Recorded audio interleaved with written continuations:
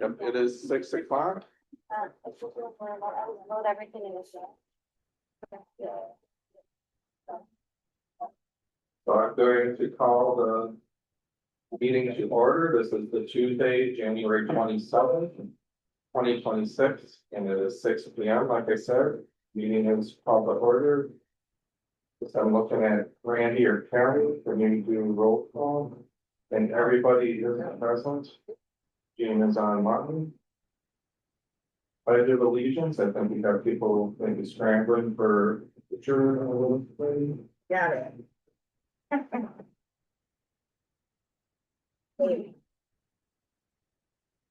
Shannon, when we see the pledge, will you roll the wheel?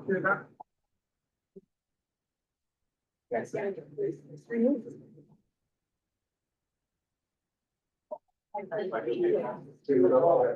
Of the United States of America, and to the republic for which it stands, one nation, under God, indivisible, with liberty and justice for all. Thank you, Shannon.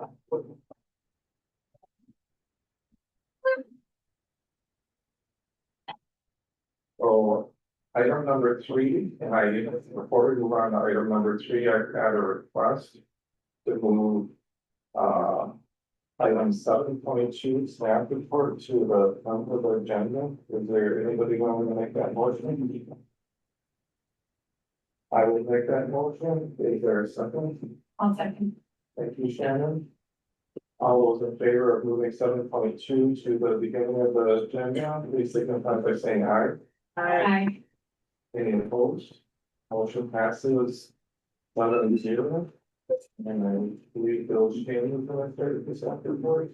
Yes, first, thank you for moving that item up. I just wanted to relay and announce that we requested for the consideration of the annexation petition, particularly to reject the annexation petition from QTS or from Snyder to the February 3rd meeting, which is next Tuesday. And so, considering the result of the DOE finding, hearing from folks in the community about the QTS project, we recommended that item be on the agenda, and so we'll be considering it at next negotiable meeting. Thank you, Bill. I think, do we want to continue with 7.2 or you can move the remainder to the end of the agenda? Thank you very much. So back onto the agenda items. Item 3 is approval of the minutes. Is there a motion for discussion? I'll make a motion to approve the minutes. Thank you. I'll second.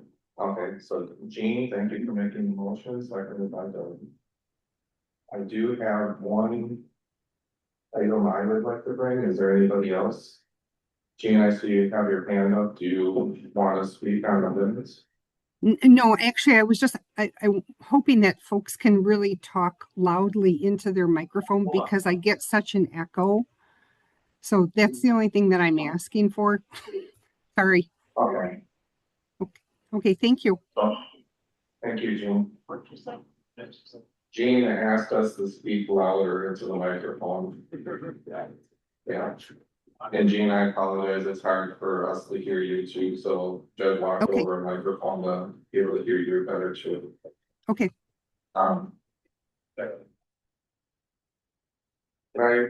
you bring up the minutes? I wanna, maybe I shouldn't talk quite so close. Your clock's off. Okay. Yeah. In the minutes, there is a question or down that said that I forgot to open the motion or open a public hearing. I think it's on the bottom of number 4. Yeah. At this time, Simpson noted that he missed opening the public hearing. I would say that I missed mentioning that the public hearing was open.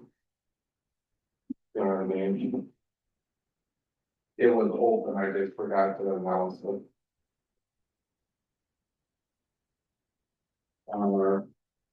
Jean, are you willing to accept that friendly? Yes. So, Yes. thank you. Any further discussion or comments? Okay, all those in favor, please signify by saying aye. Aye. Any opposed? Motion passes 7-0. Action item 4.1 is discussion and possible action on a planned unit development, final development plan MVP for the Alice Place Senior Housing Development located on the southern 3 acres of parcel put it on the agenda, along with the associated survey map northeast of Northtown Road and Stack Drive intersection. Presentation. Mark. Thanks, Jim. Judd, could you go up and put that silencer on the heater for me? Sure. Thanks. Great work, Ty. All right, I'll try to stay on my game here tonight. This is a proposed 3 acre development at the southeast. Yay. At the southeast corner of the Bueller Farm Development. This is the new residential development just north of Bell Labs on the west side of Highway 51. The proposal would develop 3 acres of an approximately 12 acre, it's like sound effects, so like a 12 acre planning and development. In December of 2023, the village board approved that site between Northtown Road and Highway 51 for up to 216 multiple family units with a emphasis on affordability. And there were in order to achieve that affordability, the density in that PUD is a little higher than allowed under normal zoning districts. And there's a little bit of a concession on the 1-to-1 indoor attached parking standard that normally applies. So what we have here tonight is a proposal to develop 3 acres of that site in that planning and development. And the developer had to adhere to the various standards within the planning and development to make that happen. And then at some future date, could be next year, it could be 5 years from now, we'll receive a development proposal for the remainder of 5.75 acres to its north. This proposal in particular is a 50 unit senior apartment development. The applicant is here and will explain more about the proposal. What you're being asked tonight is to approve a final development plan. That's essentially the detailed site and building plans for this project to move forward. You're also being asked to approve a certified survey map, which would subdivide the 3 acres from the balance of the land. There's another item next on the agenda, or next item on the agenda. I'll talk a little bit about that later regarding water easement. But I think with that, what I'd like to do is turn it over to the applicant for the presentation component of this project. Good, thank you, Mark. And to the applicant, please state his name and address, if you please. Push it and it'll turn green and you're good.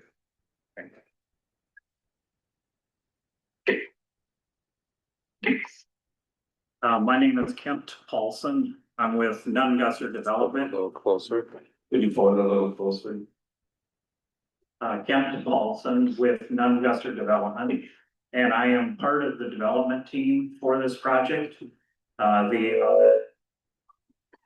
others are Jim Bergman and his development company and Brian Fritz. They are not here tonight, obviously. As Mark said, the project is a 50 unit housing development for seniors 55 and older. It's a 3-story building. It is income restricted. So the rents and incomes are restricted between 30% and 80% of the area median income. Mark indicated in the in the package here, that the 80% number is about $90,000 a year. So it's not all very low income. The 30% units obviously are quite low. But that's not the majority of them. They're 1 and 2 bedroom units. It's independent living, so it's seniors. And the project has received about 1.1 million of federal tax credits for the project. The tax credits are allocated or awarded to the project from WHEDA, Wisconsin Housing and Economic Development. Which is a program for how many of these projects get built over time. The total development cost is round number $16 million. The tax credits end up providing about 12 million of that. That comes from an investor. The investors are typically banks and insurance companies, and in this case, the investor would be Wells Fargo Bank. So it's effectively $12 million of federal money coming into a local community. Not coming directly from the federal government, but tax credits come from there, and then the 12 million comes from the investor. The remaining $4 million, there's a perm loan on the project. And then we have one final request in for Housing Trust Fund dollars. Even if we do not get the Housing Trust Fund dollars, we do have a plan to move forward. But we're hopeful that comes through just to, it makes the project a little nicer. So the building itself, the design, everything has been set up. Tried to hit all of the requirements of the PUD. And then when it falls outside of the PUD, it's RM4, if I remember correctly. The multifamily zoning, RM4, if I remember correctly. And we do meet all of those. During the preliminary review for leading up to this meeting, the fire department has reviewed. We changed from 1 driveway to 2 to accommodate some of those aspects. The property manager will be Pioneer Property Management. They're based or headquartered in Platteville, Wisconsin, to manage 5,000 units. I don't remember how many properties. They're very good at doing this. Tax credit projects take a lot of compliance, and Pioneer Property Management's very good at it. They work very closely with emergency services. If you know there's an issue at the property, we want to know about it. We don't want to just, we're not there to ignore it. We don't want to read about it in the paper. Give us a call. We want to be a good neighbor. Is the bottom line on stuff like this. I'm happy to answer any questions, or if I, didn't touch on a topic you want me to, I love doing this, so happy to continue on.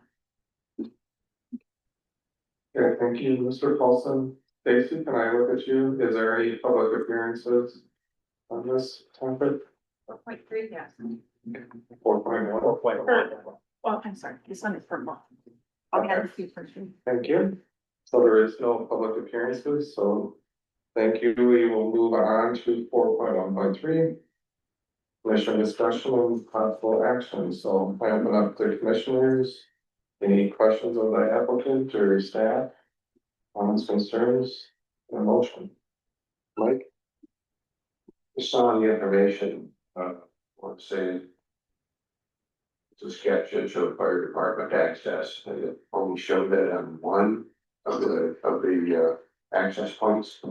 And now that there are 2, is the fire department actually the ability to access both? So the initial package, or what we initially started with, only had 1 driveway. And then due to an initial comment from the fire department, we changed 2 driveways. And there are, the fire truck is able to access through both driveways. Mark, I don't have access further. Okay, To add to that, the applicant's engineer submitted a fire truck turning movement exhibit. And that shows that a fire truck could go in either driveway and exit the other driveway. The priority, particularly given the clientele, was that we have good front door fire truck and EMS ambulance access to the front door of the facility. So you might have seen an older version of the site plan because the lighting plan still has it on it. The older version had a northern driveway, just a little bit south of the one that's circled in red, on your plan.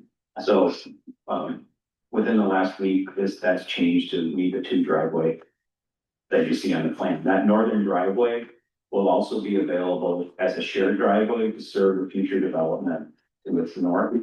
We do have kind of a rationing scheme for driveways along collector streets like Northtown Road. You don't want to have driveways every 100 feet, it tends to create conflicts. So, that will help minimize driveways for that future development for the north. Thank you, Captain Mark. I have a printed copy here if you'd like me to bring it up for you. If the fire department's happy, so am I. Yeah. They're happy. Thank you, Mark. Anybody else? I guess I will bring up a couple of questions I had, I know I talked to Mark a little bit and I did get your response as far as trees. I don't know if you wanna mention that or how we're gonna incorporate that. My concern was on the south side of the building, there wasn't as many landscape as there was on other sides of the building, so I asked if maybe some trees could get relocated. It seems like the applicant was willing to do that, so. Yes, we are willing to do it. It's a little tight on the south side, and because there were no residential south, it's the industrial, well, first of all, it's the detention pond and then an industrial. So we didn't focus on that certainly, and there is an easement there. But we will, I can ask them to move some landscaping to the south side, and work around the limitations we have there. And I thank you for that. I personally believe that we should have a handful of trees there just because I think it's gonna be pretty visible from 51, so I think some whatever medium size or large trees would help break up the appearance of that facade. Yeah, Jim, as I look at that, the south, east corner of the building might, benefit most from the treatment if you're driving up 51, as you approach the facility, you might see quite a bit of that wall. Yeah, but I'm perfectly all right if staff and the applicant wanna work on that, I just wanna make sure that the motion is done out for that. We're happy to work with the applicant on that. Thank you. And I did bring up another concern, mostly with the western facade of the building. And I was concerned with the length of it and I'll say the uniformity. But I just saw a picture that I think is the first time I saw it on screen where you asked, is that the proposal or showing different, what do you call it, balconies?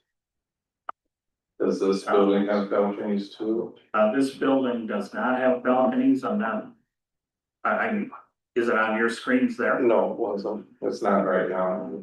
It was earlier. We're getting back up, sorry. Yeah. So this is a Alice Place Monroe project. We do not have balconies in the project here in DeForest, but the brickwork and the lap siding breaks it up. The front of the building is similar to where the vestibule comes out there by the front door, does provide some relief. I can certainly work with the architect to try to come up with something to break up the way that, the front of the building looks there. I would say that's my personal concern, that just how, say, flat the building is, I was contented with the addition of balconies here, but without that, I think it might look too flat. So that is my opinion. I don't know if other commissioners share the same opinion, but or I guess maybe I asked the applicant or Mark, how do we want to deal with this, if that is the opinion on the question? There are basically two architectural standards. One of them is, that for a certain percentage need a decorative material requirement, and we clearly exceed that right now. The second is that walls that are 100 feet or greater have, architectural detailing to break up the mass of that wall. And, you know, and what I'm hearing is that, at least a few members that I saw nodding after you commented that maybe more work could be done to meet that second standard. So I believe that's within the purview to say, take another swing at that front facade to try to meet that standard that says 100-foot plus walls that have some articulation and, you know. Okay, so that's our desire. We want to say move forward with a motion and then just have that as a comeback thing, or work with staff thing, or. A couple thoughts. We could certainly, you could certainly add it to the resolution as another condition to improve the articulation of the front facade. Then you could say, to be approved by staff or to be approved by the planning and zoning commission. That would be, you know, up to you, your choice. Thank you, Mark. Lisa? Thank you, Tim. I was wondering if we could take a peek at that, plan with the actual like range. It's unclear to me. We have approximately 216 units, if that's correct. And it looks obvious that there's likely 2, maybe 3 routes of egress for that volume of units. And I'm wanting to confirm how many access points we have for egress. So there's 50 units. The full 8.75 acres had 200 and some units there. So, but we're only dealing with 3 acres. We're only dealing with 3 acres and so 50 units. So just that's one point. The points of egress, there's primarily 3. So the front door, and then on the, I don't know if it's clear, the 2 wings, on the east end of each wing is a stairwell, and that's the other exit points from the building. And in addition, in the center of the building, in the back, in the courtyard area, there is an egress there too. But that's from the ground floor. Thank you. If I could add. Okay. If I could add to that, the walkway that you might see between the garage building and the apartment building was added at the request of the fire department, so that they could have a second, a hard surface means to get in and out of the building, and for some reason, the front door opens. Thank you. Thank you, Lisa. Any other comments, concerns? Is there a motion?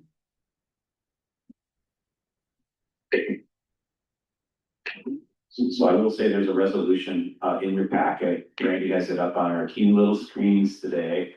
And that's resolution 2026-901. And if a commissioner wanted to, you could make a motion to approve that resolution. That resolution would approve the final development plan and the certified survey map with the conditions that are listed in it. If you chose to add standards or a standard to improve the articulation of the west wall, you could add that as an addition to condition 3. You can make it a 3G, second page of that resolution.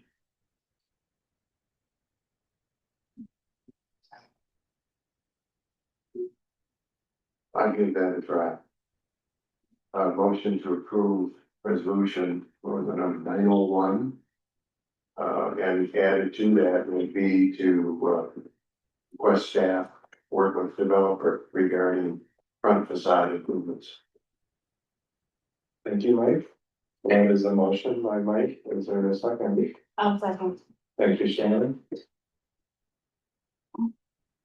I'm looking at staff. You got the direction we needed. Yes. Shannon was the second. And answer a bit of the question that Mark had is if it was staff, we're gonna be coming back to the commission. It seems like it is currently the staff. I understood the motion. Yep, thank you. Any other comments or concerns? Seeing none, all those in favor of the motion, please signify by saying aye. Aye. Any opposed? Motion passes 7-0. Thank you. Item 4.2. Discussion and possible recommendation on the acceptance of a public water main easement across parcel denoted on the agenda between Northtown Road and Highway 51. I believe this is a bit of a continuation of the same. Is that what you marked? Yeah. The brand you have up on the screen, certified survey map for the project is going to be on lot 1 of that certified survey map. The second sheet of the CSM shows an easement. That's the subject of this conversation. So if you look at the shared boundary between lot 1 and 2, you'll see some dash lines representing proposal for an easement. When Bueller Farm was approved, there was a requirement to loop water main into Bueller Farm and out of Bueller Farm. The loop was and is to go through this lot, this larger 12-acre lot. We didn't really know where the best spot to put that water main would be at the time, so we didn't go through a building. But now that we have a proposal and a proposed lot line, we have a good spot for that water main to land.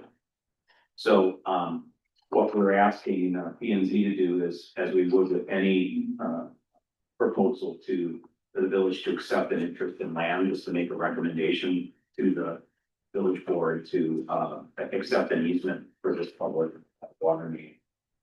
When it goes to the village board next month, it will come along with a development agreement to support the construction of the actual water main. Thank you, Mark. Any questions or a motion? I'll make a motion to recommend. Thank you, Doug. So a recommendation of acceptance of the public water main easement. I'll second. Motion by Doug, seconded by Jean. Any further discussion? Seeing none, all those in favor, please signify by saying aye. Aye. Aye. Any opposed? Motion passes 7-0. 4.3 is a public hearing on an ordinance to amend 1502 and repealing and recreating 15.155 of the DeForest Municipal Code to update regulations governing the wellhead protection overlay zoning district. And I believe I'm opening up the public hearing at 6:29. Presentation. Yeah. The village has 4 operating municipal wells. Wells are permitted and regulated by the Wisconsin Department of Natural Resources.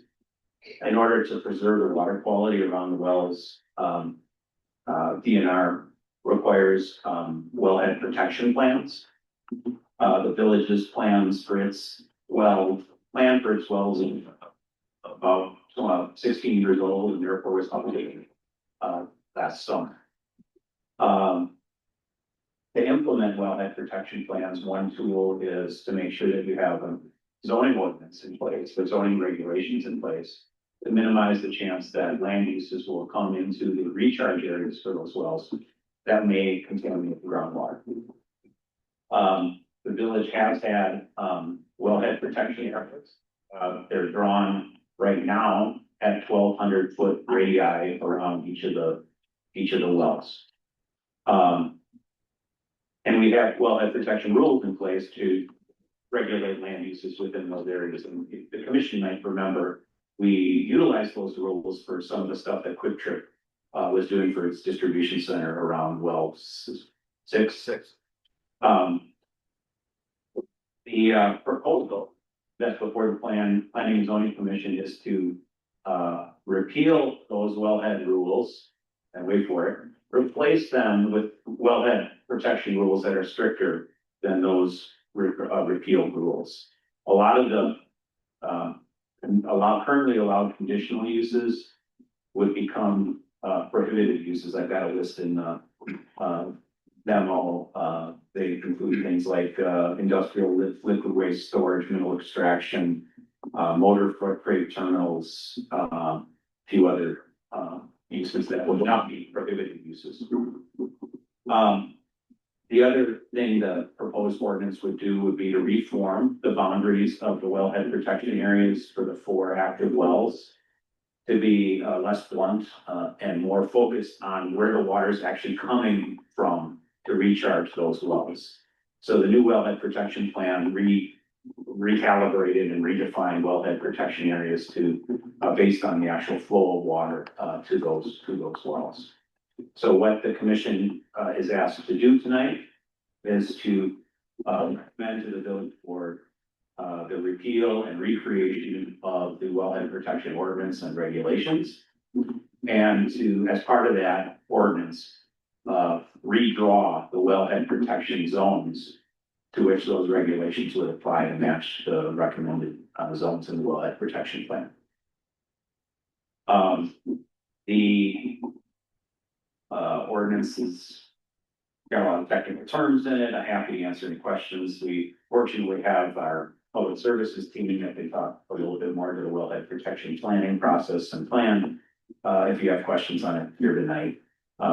And as you move beyond the public hearing, I'm happy to answer any questions I can. Thank you. Thank you, Mark. Assuming that concludes the presentation. So, public appearances, I do have one person wishing to speak. It's a Melinda Murphy.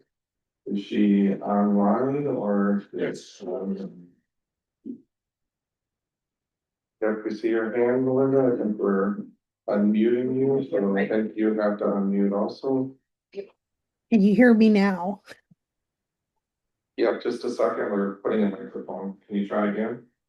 Can you hear me? Yeah, I think that's projecting to the audience, so thank you. All right. And if you could state your name and address, and Sure. I'm gonna state, because this is a public hearing and I'm sort of watching staff in case I misspeak. But because it's a public hearing, it's actually a 5-minute clock, correct? Right. And commissioners will have an opportunity to ask a clarifying question after Melinda is done. So Melinda, when you're ready, if you could state your Sure. name and address, if you please, and please. So begin. I'm Melinda Murphy. You have my address on the form. I'm a Windsor homeowner. My name is Melinda Murphy. I was born and raised in Stoughton, and I'm an attorney and a homeowner in Windsor. I'm here to oppose the proposed amendments to the subdivision and zoning regulations that include changes to the Wellhead Protection Overlay District. These amendments conflict with the village's comprehensive plan and are moving forward without enough analysis, transparency, or public trust. The comprehensive plan is not a suggestion. It is the village's adopted guide for growth.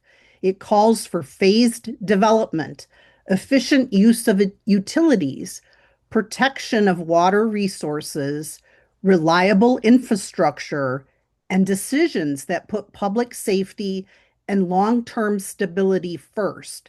These amendments do not meet those goals. The wellhead protection changes are especially concerning. They would weaken or blur the groundwater safeguards at this time. The village is at the same time that the village is considering development on an unprecedented scale, including a proposed 1,650 acre data center. Residents are right to ask whether these changes are based on good planning or shaped to fit a specific project. As written, the amendments create real risk. They add uncertainty to the wellhead boundaries. They increase risk to the water supply. They impose new restrictions without clear standards or cost analysis. They make stormwater infiltration conditional, even though it directly affects groundwater.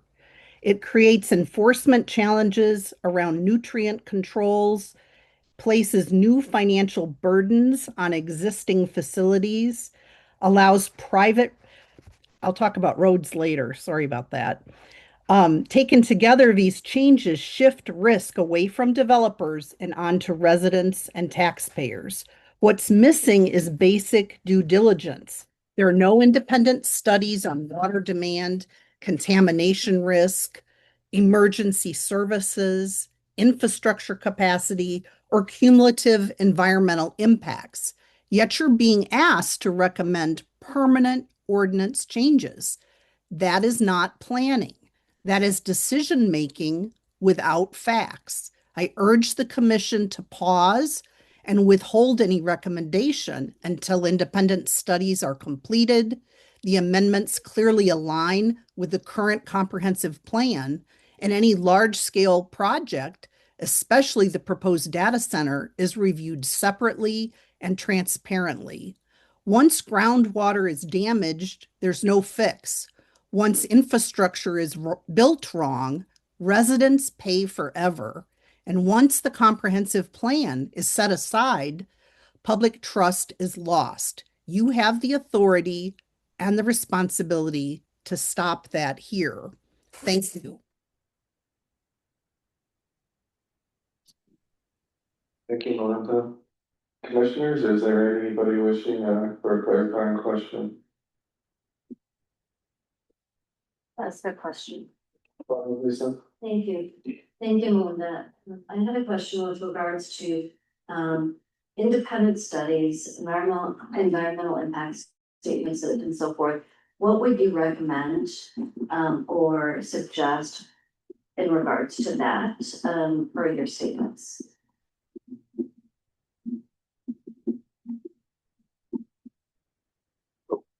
You're on mute, Melinda, if you're talking, sorry. Sorry, you guys had me muted again, so Yeah, I couldn't, you're I back. couldn't talk. Okay, so I'm going to ask her to repeat the question because I was focused the whole time on trying to unmute.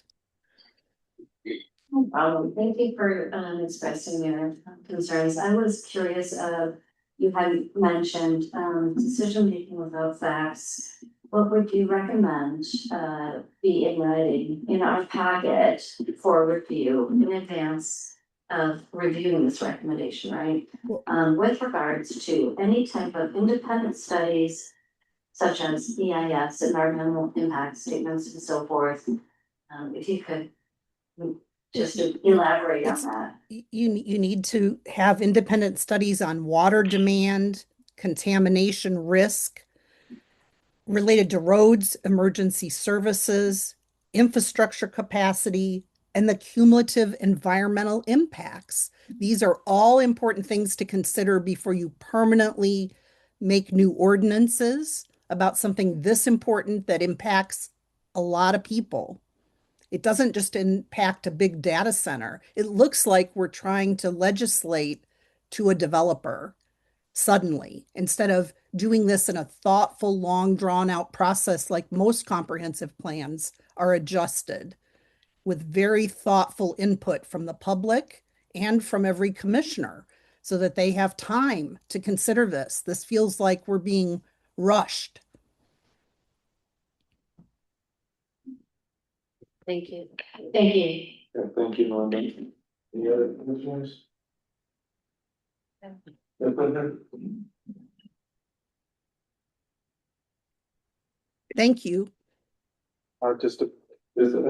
another question. Oh, I have a question for staff. I know that this Jason, sorry to interrupt, just for questions for staff, I'm gonna close the public hearing. I'm gonna close the public hearing, and thank you, Melinda, close the public hearing at 6:41. We'll move on to 4.4, which is discussion with possible recommendation, so please go ahead now. Okay, so in Mark's report, he talked about the ordinance changes based on an updated wellhead protection plan and the updated, boundaries for the zones of contribution are based on scientific research, and I was wondering if staff could speak to how the plan was developed, who worked on it. Looks like it was approved by the DNR, and they were helping, kind of behind the scenes to put it together, and what was the scientific research for the zones of groundwater contribution? Thank you, I believe that is all into that. Without feedback, so right, it's really hot. Two. Check. Three. There, think it's better? Yes, all right. So we worked with Wisconsin Rural Water Association. We actually started with them at the beginning of 2025, maybe even late 2024. Andrew Axelson does well protection all across the state. He provided the recommended changes for ordinances that are similar to what other municipalities throughout the state do for wetland protection. It was finalized in August of 2025. This had zero, there was no knowledge of a data center coming at this point. So this was not done in regards to them.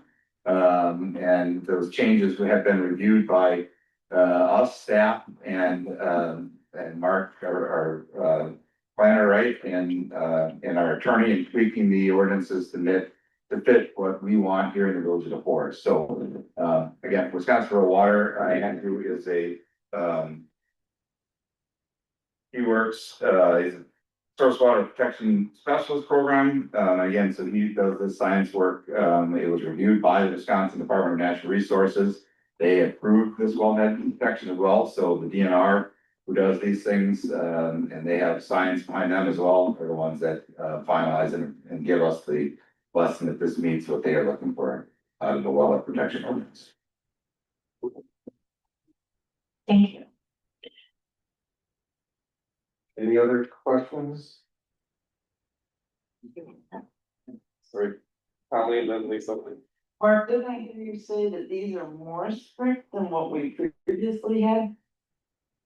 Yes, you will have wellhead protection regulations over and around your wells, regardless of whether this is recommended tonight or not. They will be weaker wellhead protection laws than if you recommended this and the board approved it.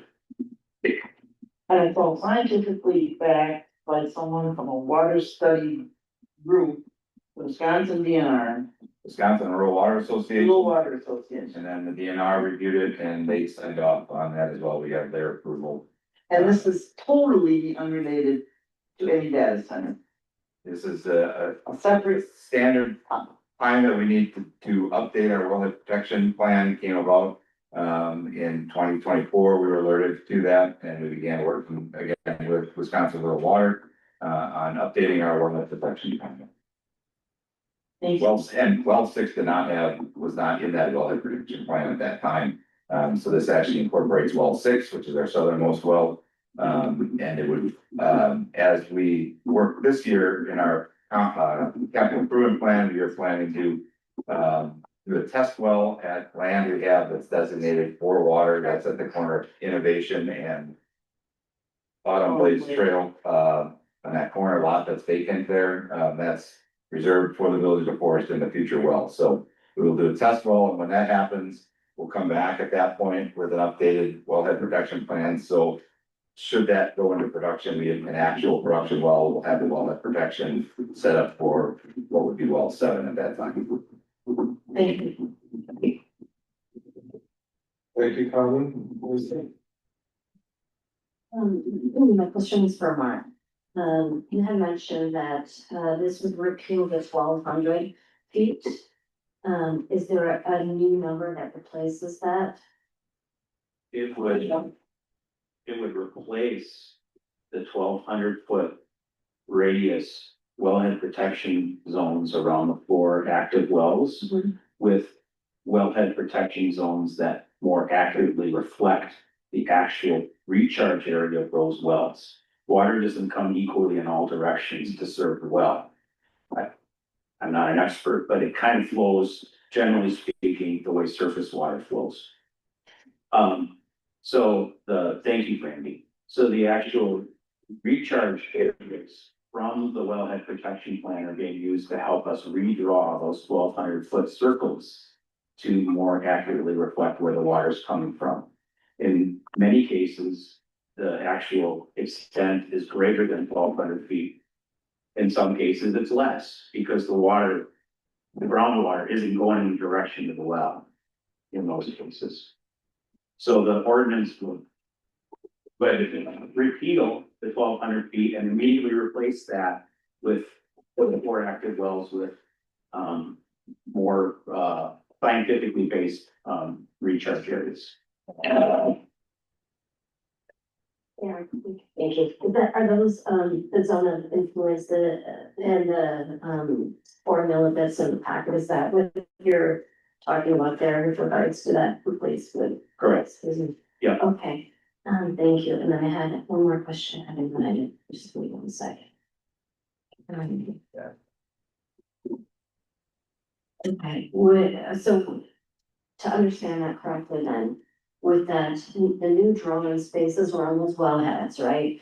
There's potential for new projects to breach a 1,200 foot parameter moving forward. Creating, and that could potentially create an inconsistency between projects that have already been approved and projects moving forward. In terms of standards and protocols and adherence to a certain. Whenever there's a new regulation that replaces an old one, there's projects that were approved under the old one that may or may not conform with the new regulation. Right. That's inevitable when you adopt a new standard. So new projects could potentially be built right up against a potential wellhead. If that scientific study says it's 100 feet instead of 1,200 feet. There is no wellhead protection zone proposed that is anywhere near 100 feet from a well. Okay, They're all several hundred feet away. Some of them are more than 1,200 feet away based on the study. okay, I just wanted So, to try to understand that. But to your point, if a project is 600 feet away and science says the groundwater is flowing in the opposite direction of the well, why should that site be subject to wellhead protection rules? We should be making sure that we're applying those rules to where the water is actually contributing to the well. Mhm. And I think this approach does that better than just drawing 1,200 foot radius around it and you know, Okay. kind of using a blunt instrument. I see, so you're saying that the 1,200 is arbitrary as a consistent boundary line and, That's correct. okay, thank you. I'd add, in our final plan on page 12, it starts under wellhead protection area. The wellhead protection area for forest wells are established based on a model of 5-year capture zone. The DNR recommends that wellhead protection areas have a minimum radius of 1,200 feet. However, the DNR has agreed that when appropriate, groundwater modeling techniques are used, a minimum radius of 600 foot around each well may be used. The model 5-year captures zones are considered along with the suggested minimum 600 foot distance when establishing the wellhead protection area. So again, these are all the DNRs approved these things. They look at those things and say, they've got, hydrologists on staff that review those things, and look at where the zones of influence are, and how that water flows underground where we're tapping into these wells.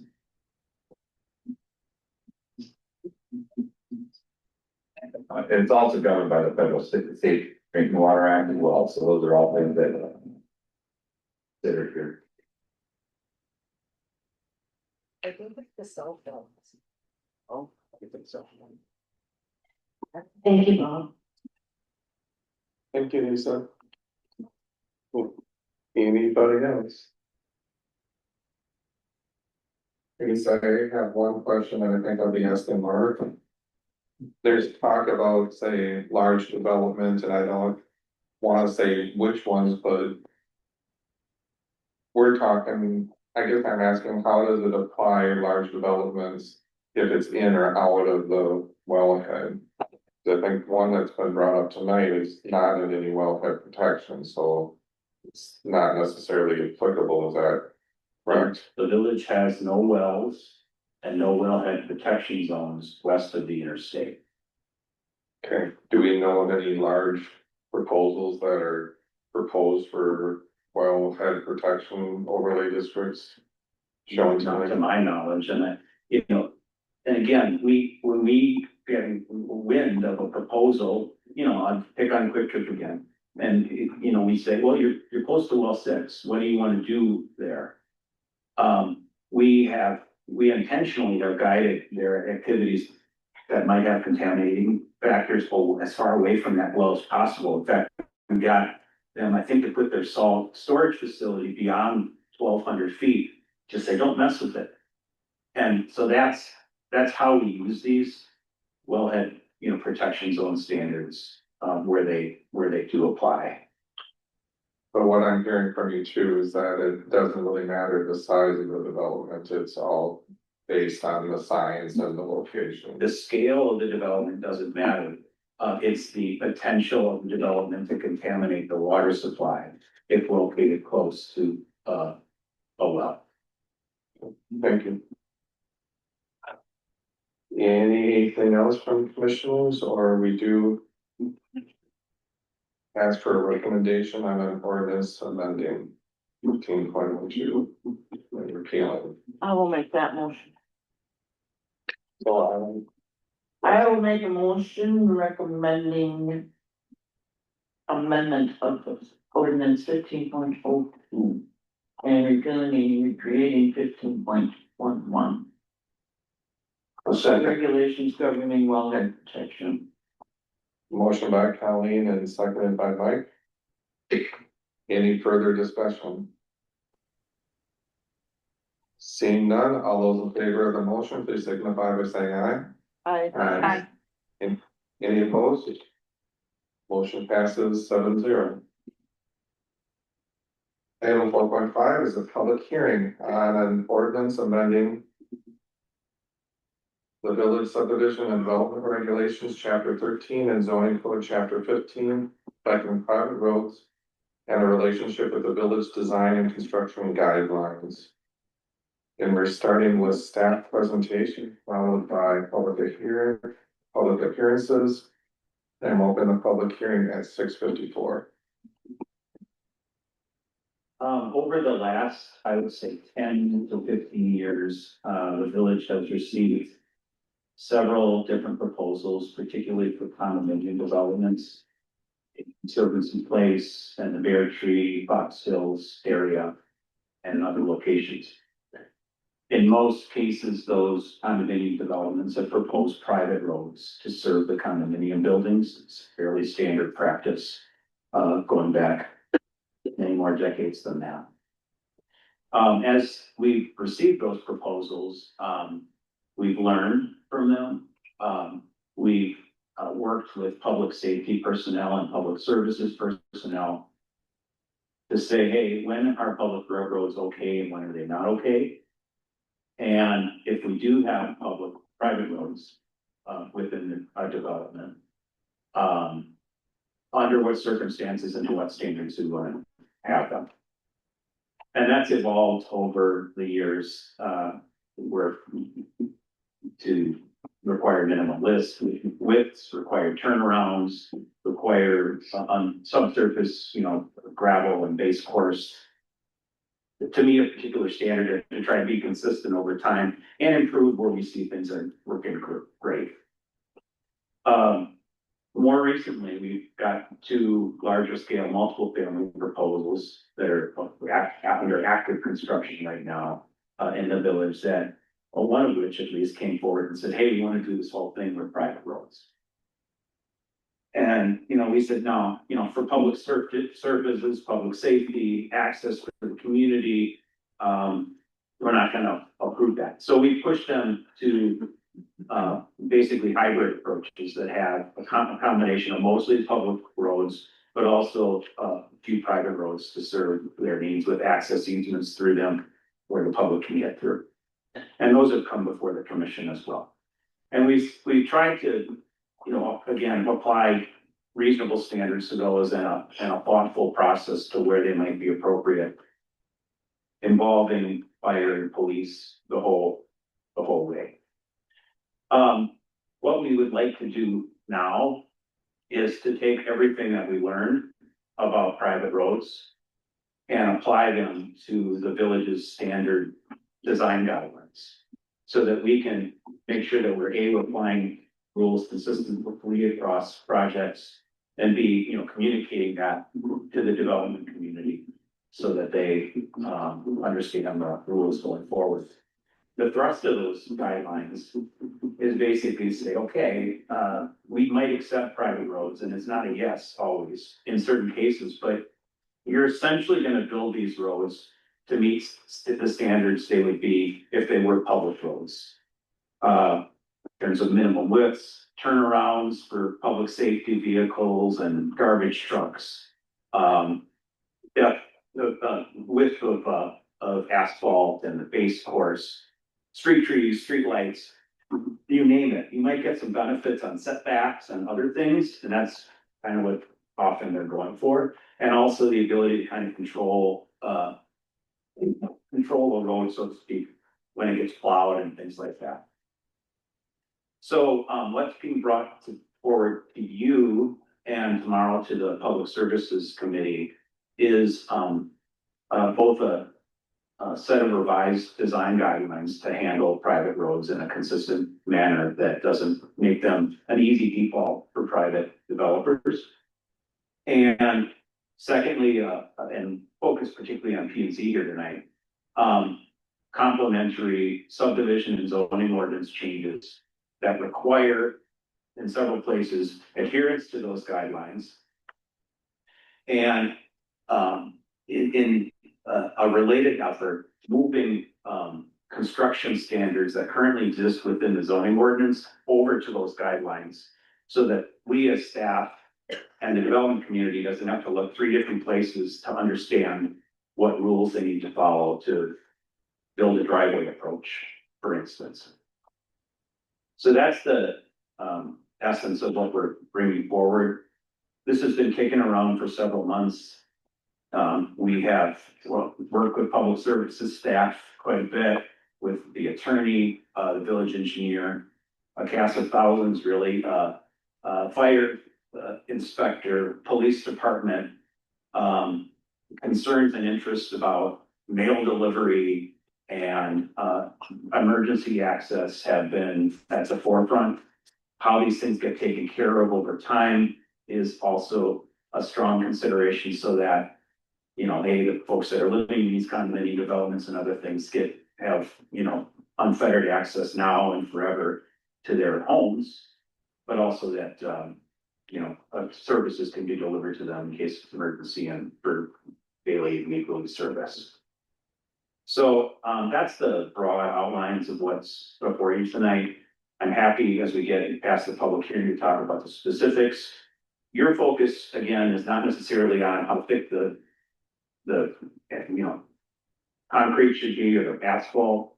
It's more on, those complementary zoning and subdivision regulations that go along with that, and we can focus on later. Thank you. Thank you, Mark. So on to the public appearances. There is one person wishing to speak, and Melinda Murphy, you are up again. You should be able to unmute at this point. All right, you guys know I'm Melinda Murphy, and on the form it has my address where I'm a Windsor homeowner. I'm here to oppose the proposed amendments related to private roads because they do not align with the village's present comprehensive plan.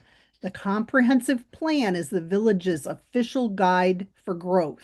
It exists to protect public safety, infrastructure, long-term interests of the community. If a proposal does not fit that plan, the commission should not recommend it. That standard is there for a reason. These amendments are not technical cleanup. They are a policy shift.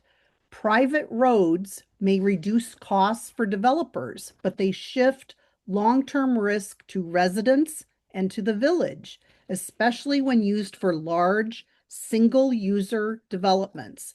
The timing also matters. These changes are being proposed while the village is considering a 1,650-acre hyperscale data center.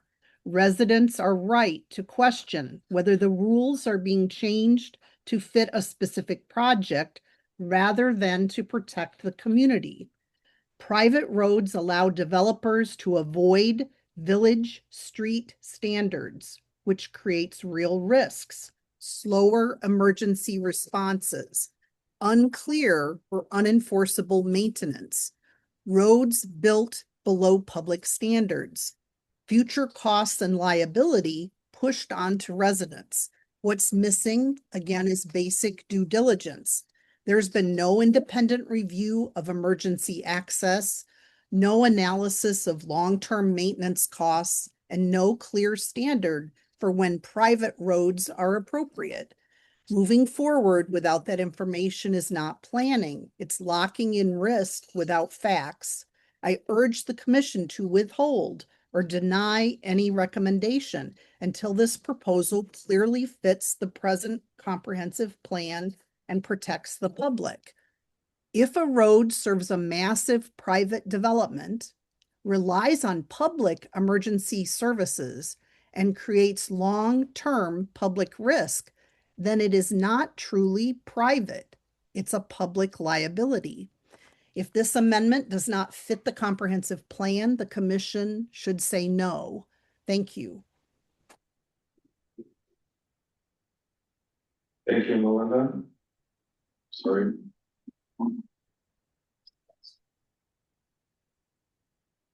Is there any clarifying questions from commissioners? Seeing none, again, I thank you.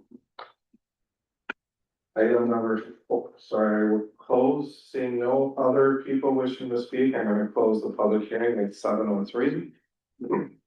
And move to 4.6, discussion and possible recommendation on the ordinance amending the village subdivision and development regulations, chapter 13, and the zoning code, chapter 15, affecting private roads and their relationship with village design and construction guidelines.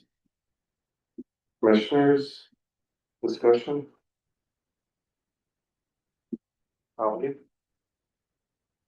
Once again, this has no relation to any data centers, I'm correct? That's correct. The commission wanted to make a motion that private roads would never apply to that data center. This is something we've been doing, private roads. And we're just making sure that they meet quality standards That's right. of public streets. Yeah, we've had, maybe 10 condominium developments over the past 10 years that have utilized private roads. We've had, now these two recent larger scale, multiple family projects that have, one of their several roads as a private road. We're just looking to have standards written down and consistent, so we're not having to remember, them between developments, and we have a stronger basis to basically tell developers, you're gonna meet these standards. Right now, we're sort of. Right now, I started doing that through bluff and persuasion a lot of times, and I don't like to do it that way. So we put all this in a guideline for our private roads are going to be equal to our public streets. And if I'm building a condo project, you will hand me a list of guidelines for my private roads. Yes, when we have pre-development meetings, pre-construction meetings with those developers, they get those design guidelines, they get them in advance, even when they're doing their planning and due diligence. I will add, there are no private roads in any of our commercial areas. If they look and function as a road, it's not. I can think of like one behind Playcon, just north of Highway B, that a lot of people decided to use when Highway B was under construction. They were trespassing, they were driving on private property, it's not even a road, it's a trucking, docking area, loading area, right? So, we don't do them in commercial areas, I have zero intention, as a public works director to allow that to happen, right? And again, these, guidelines match what we do for our regular roads. On the off chance that someday, maybe whatever reason, that private drive comes to the village board and they say, hey, we need this reconstructed and we can't afford it, and it's really should be a public road, at least we know underneath that it's built like all our other roads. And it's not something that we're carrying on a huge burden to upgrade and recondition back to what our standards are. When we first started this, there was some pushback from some developers, but they quickly understood and they comply to it, and there's no issue. So it's nice to have it codified here and streamlined. And then we did, as Mark alluded to, as a cast of housing characters that were involved. There was a lot of meetings back and forth, including, you know, looking at garbage trucks and their turning radiuses, fire trucks and their turning radiuses, and how do they navigate those things. So those folks on private drives are as equally protected as somebody who lives on a public drive. Thank you. I would make a motion to recommend, oops, You can ask questions after the one. I would make a motion to recommend to the village board amending chapter 13 and chapter 15 affecting private roads and the relationship of village design and construction guidelines. I'll second. So motion by Colleen, seconded by Jean. Further discussion, I believe Lisa.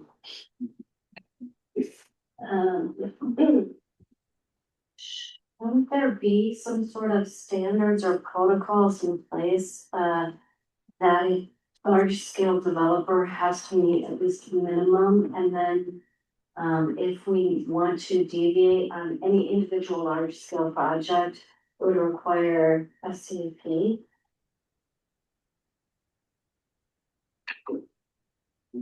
The ordinance is written to put all the cards in the village's hands to decide whether to allow a private road to take the place of a public road.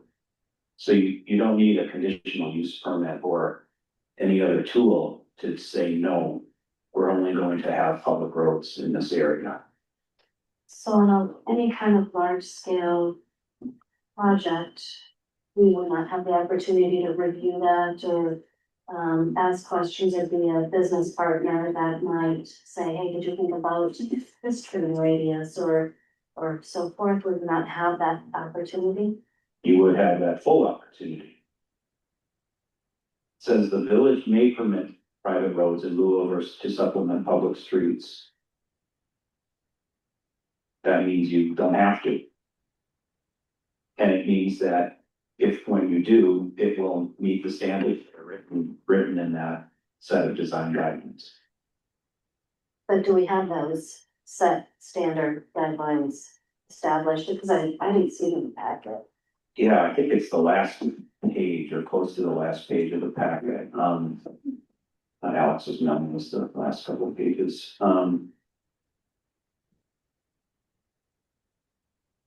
It's PDF page 176 of 179. It's a lot of blue underlined text. That would be the design standards on that page. You're not, yeah, we don't. Looks like Bill's hoping to respond with these, so what it is. We need to review that together real quick, that blue text. Sure. So this is at the end of the village's proposed amendment to its design and construction guidelines. This is what we give developers, you know, when they come forward. And their engineers. And this new section called private roads would be added. And, you know, all the text that you kind of know the drill, every text, when you see text that's underlined, it means it's brand new text. So private roads number 1 says that you need a minimum of 24 feet of asphalt plus a curb where no parking is allowed. If parking would be allowed, then that width needs to get wider. As you recall, within condominium developments, we frequently have no parking along the travelway. And then often perpendicular parking, you know, 4 stalls here, 3 stalls there to serve visitors off of that private road. So that's what 1 is saying. Number 2 is basically saying, you know, don't think that you're gonna cheap out on what's below the surface when you're building a private road. You're gonna meet our same standards for asphalt thickness, slope of the street, base course or the gravel course for that road. 3, related to streetlights. You're gonna light those streets just like if they were a public street. And you know, and it's really in this case, the owner's responsibility or the condominium association's responsibility to pay for those lights and their operation over time.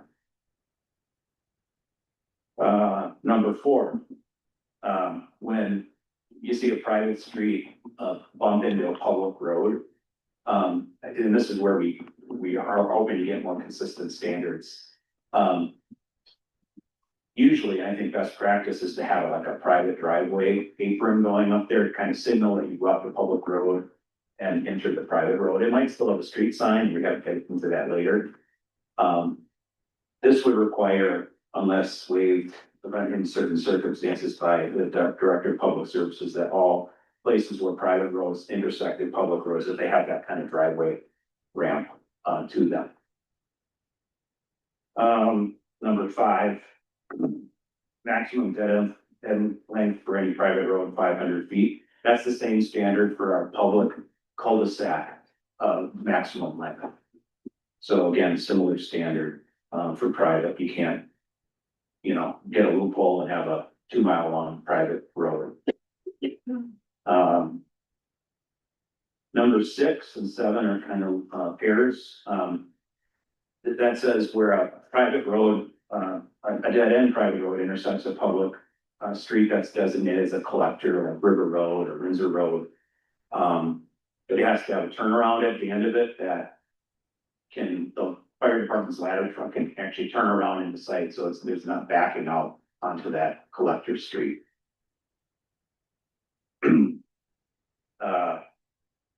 If it's on a local street, you know, a more minor street, that turnaround has to at least meet the standards for a turnaround for a garbage truck.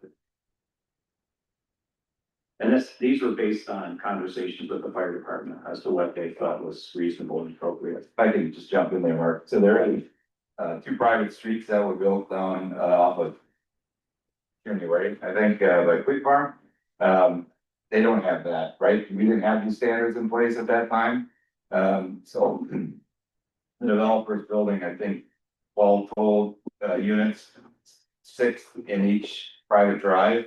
There's not a way for that garbage truck to turn around. Kearney is intended at some point to be a arterial-ish street that at some future point will connect to River Road.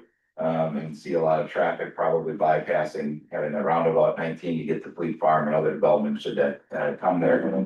So without that, we had to force the developer and encourage him strongly to put terraces in the terrace places for garbage carts to be, because the garbage truck will not back out onto a busy road like that, right? The same with the fire department. They're looking to they'll have to back out, but they'll have firemen in harm's way there. So these protections actually help and make it stronger and give us more teeth to force those things to happen. So it's less cumbersome on fire and public services. Yeah, not to pick on any one developer, but that's the last time you'll see a development with some of those characteristics. And this is the learning that's being applied to these standards. Number 9 just deals with plowed snow. Don't take the private street plowed snow and push it into the public street, kind of the bigger picture version of when people snow blow their snow onto the public street from their driveway. We're gonna require street trees along private roads, just like we do public roads, you know, a little bit different standards for where they might go to avoid easements and things like that.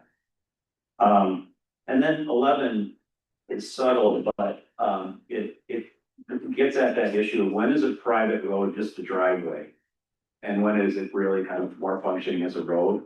So, you know, if there's a travel way that's serving one 4-unit building off of a public road, that might just be called a driveway. And it doesn't have to meet all these standards 1 through 10. But if it's serving, you know, multiple uses, you know, like through a condominium development, then you're gonna have to meet all 10 of those standards above. Just as an aside, I'll turn gear back on for a minute. More. Yeah, I should hold so. I'm burning a lot of calories right now. Can you see me shivering from across the room? Yeah, I just went skiing outside, so. I hope that answered. Yeah, look, I actually, when we took on to was actually the plan that, would become like the standard protocol. It sounds like it's a lot more strict than what's been happening to date. It is, it requires, it incorporates all that learning into one document. Okay, thank you for the clarity on that. Here, based on, I guess if I could do a little model of that, the lot of that you have here on screen, where it talks about a private road or a private driveway, are those defined anywhere? I just wonder if they are, if we want to say where it's defined. The word, where the first sentence, wherever a private vehicular travelway services multiple units inspected or designed to allow for different owners, the above private road standards shall be required. So that's a private road. So it's not maybe as clear as definition, but that is the definition of private roads. Thank you.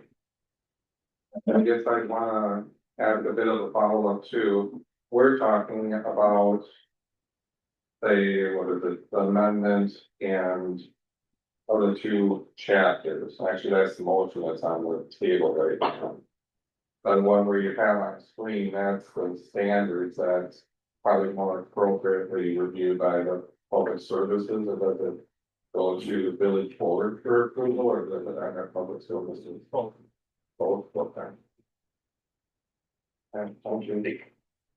Anybody else? Are there one was a motion? I don't get to one.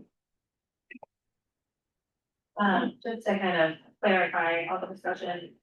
This ordinance amendment doesn't necessarily allow private roads by right in any development. It still is gonna continue to be the exception rather than the rule. But what it would do is establish that consistent set of guidelines, so everyone's doing the same thing. If they are gonna do a private road, the village decides that that's acceptable.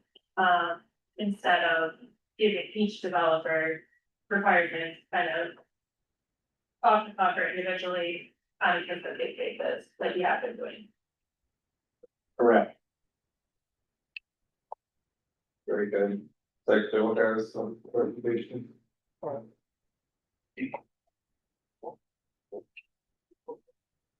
So one thing that I can offer, maybe a question to Judd or Mark is. What are the reasons why we may consider a private road over a public road? And that ordinance prevents the opportunity to control the measures and requirements. For private road, not necessarily. Okay. Gene, I'm looking at you, could you hear that, or I can try to repeat? I'm Or sorry, maybe- I couldn't hear. Yeah, so Bill asked for some clarification from Jen or Mark as far as when we do a private road or a regular road. I get started. They, historically, developers have asked to build private roads because they were able to build them to lower standards and therefore they were substantially cheaper. We want to change that, kind of financial calculation, so that's not the driver anymore. Other reasons though, where private roads may be advantageous, first on the developer side. Is that, we measure setbacks from public right-of-way lines. And public street lines, and if there's no public street. There's no setback measured from that street. So for certain developments, and the condominiums and conservancy places are a good example. Those are generally speaking about 22 feet away from the travel limit of those private streets. Now, if those are public streets, the travel way of the road would be here, and then even closer to the house would be the right of way line. And then you have to set back that house a bit further, so they can put more units. Right, in a small area using private streets, so that's a reason why they're favored. The other thing, taking up and away from the crew here. If it's a private street, they have ultimate control over how quickly it gets plowed. They're always first on their list, right?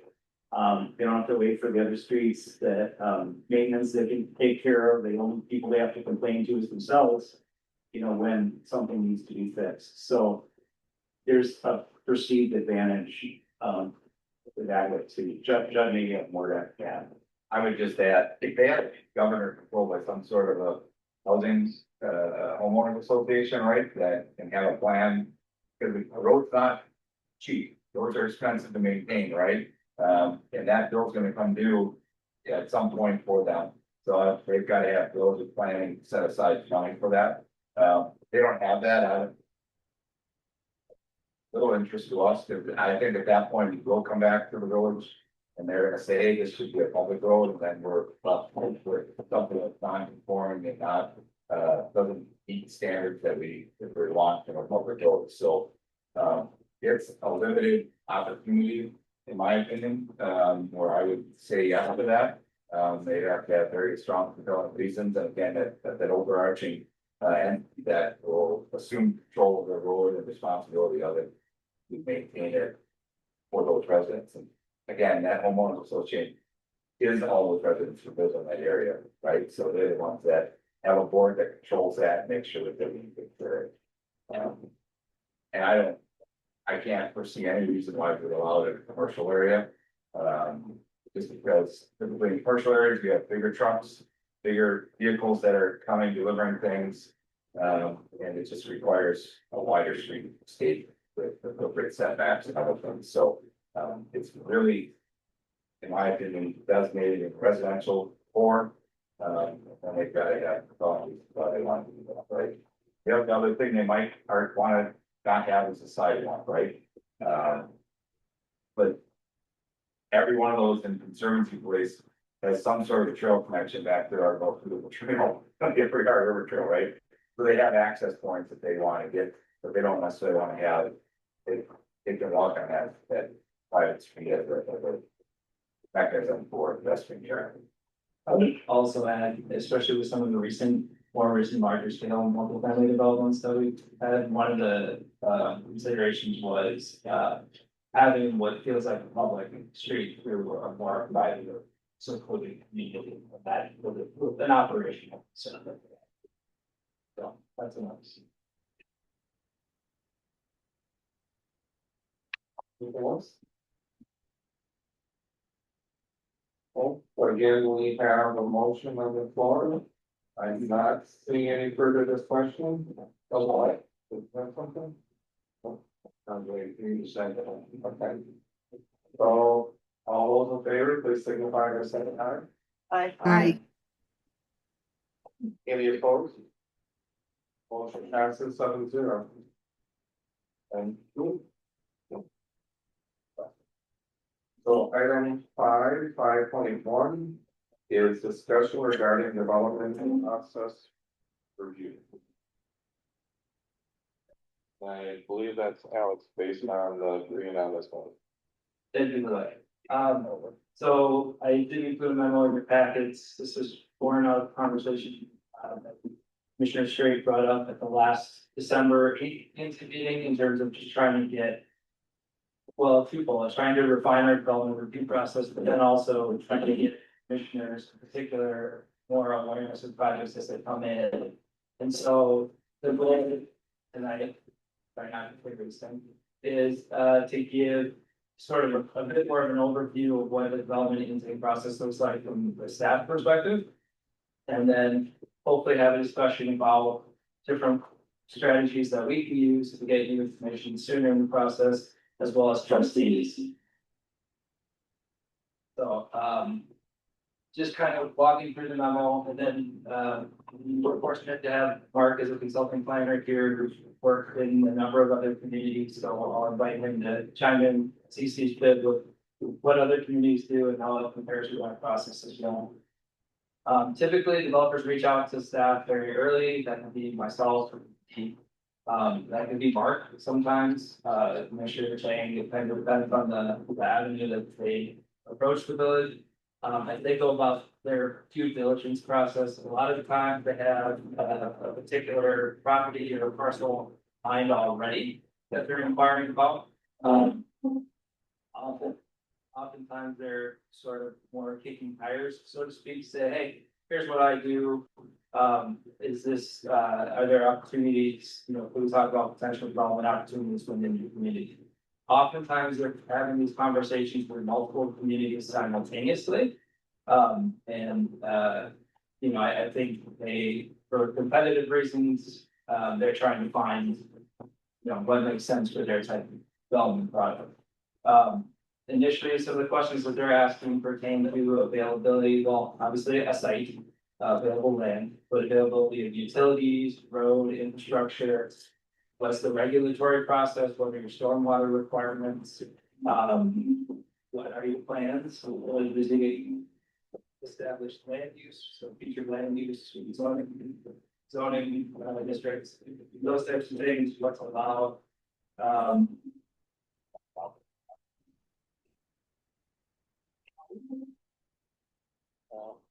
don't care.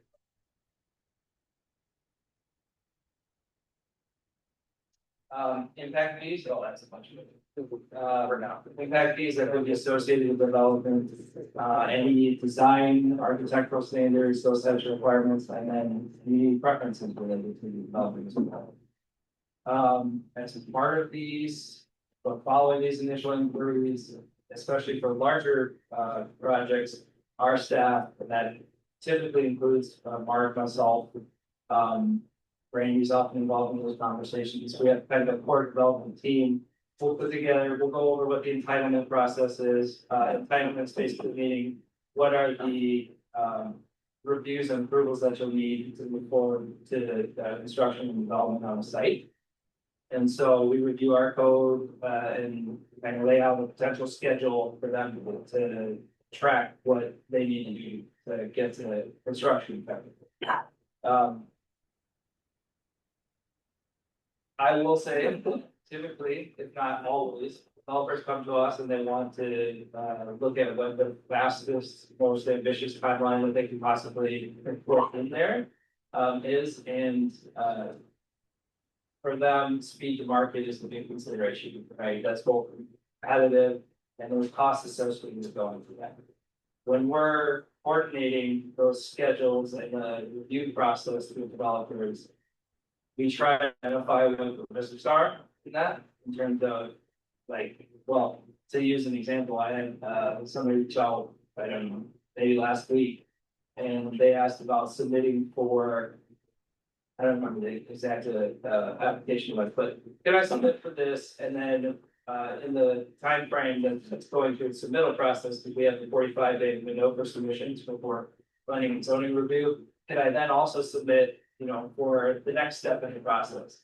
And we have to say, like, it's your right, you can do that, but you run the risk of either a rejection of your early submission or something being changed if that does get approved, or a postponement. That's always a consideration too. We don't want to take action now, so we'll look at a future date. And when they've gone through the exercise of submitting the next step, and they've done that with us. I can't tell them in my role as staff that they can't submit that. They have the right to.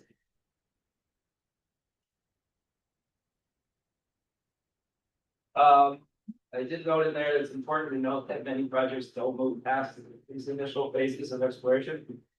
For every project that comes to you all at this stage, there's probably 10 that don't.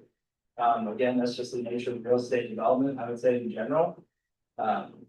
If they make a determination, developer makes a determination that it's not going to be feasible, ideally for both us as staff and for the developer, we'd like that determination happen as early in the process as possible. It saves everybody time and resources.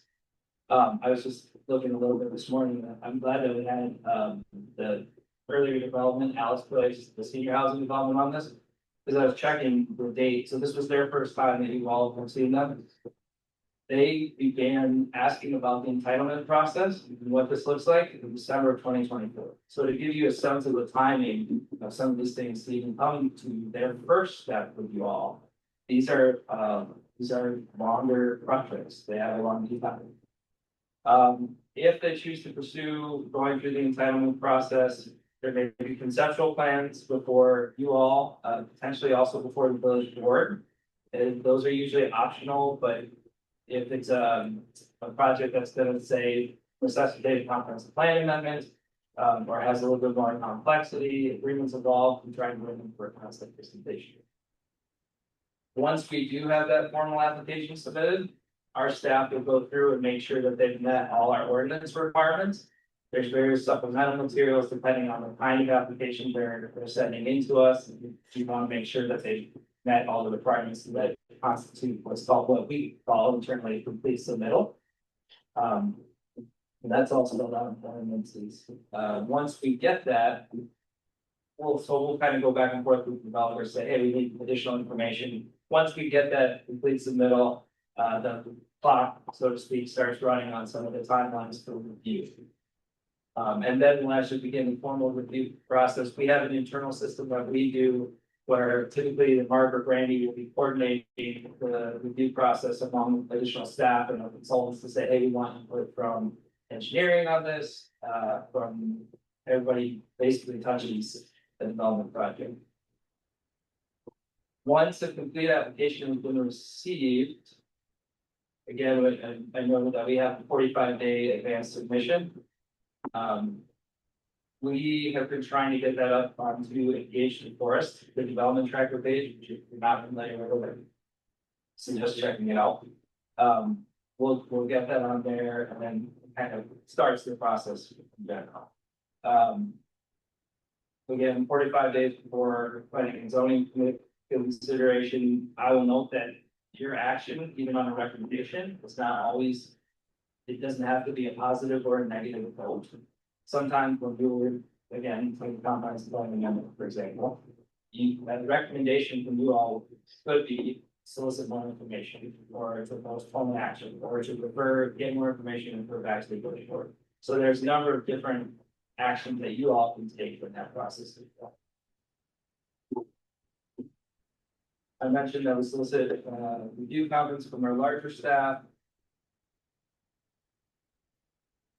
And then, obviously, as you all know, we saw tonight that analysis gets incorporated into a staff memo, typically within Mark or Brandy, for referral and review. I would just say at a high level, the approach that we would like to take, which I think is a good approach. We try to be collaborative and communicative with the developers that are going through this process. I think it leads to a better end product, a better development for the community. I think driving around the community, that kind of speaks for itself. So that's kind of just an overview of our process as it relates to our conversation and some of the the points that I think we could orient around in terms of getting you all the awareness. So I mentioned that we put these up on Engage the Forest, which is a development tracker. I think that's a good starting point for getting it into your awareness. When those go up there, certainly be proactive in letting you all know. We try to the degree that we can, and we've had these conversations on schedule to this point to get the schedule onto that page. Again, real estate development shifts quite often, so these timelines can start off very, fast. I would say inevitably, if not always, they end up slowing down. Whether that's based on mission review or village board review, or honestly, sometimes the developer running through the process, they don't realize that what the time that they're going to need getting their plans in place. I would say that's probably more often than not the case. So those schedules do try to slow down. We try to keep those updated on Engage the Forest as best we can, but it's kind of a moving target sometimes as things shift. I drive my staff crazy for trying to keep up with some of the changes that happen. The other opportunity that these hit the public view is when the meeting agendas are published, obviously. So those are kind of 2 points. So I kind of have a couple different recommendations at the end of that round on when we could hopefully communicate a little bit more proactively with you all and the village board as well. One, as I noted, was that Engage the Forest upload, I'm going to say, when they get published there. But also because we have that 45-day advance submission, and our planning commission meetings are typically every 30 days, cadence or a month.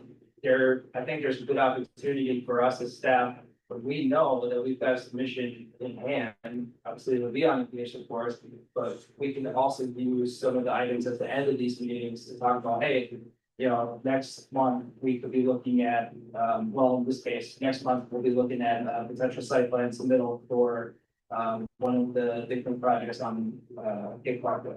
So that could be another way to engage you. But I really just kind of wanted to give an overview. I don't know if Mark or Bill, if you guys had anything to add, and then open it up for discussion and suggestions. I'll be quick.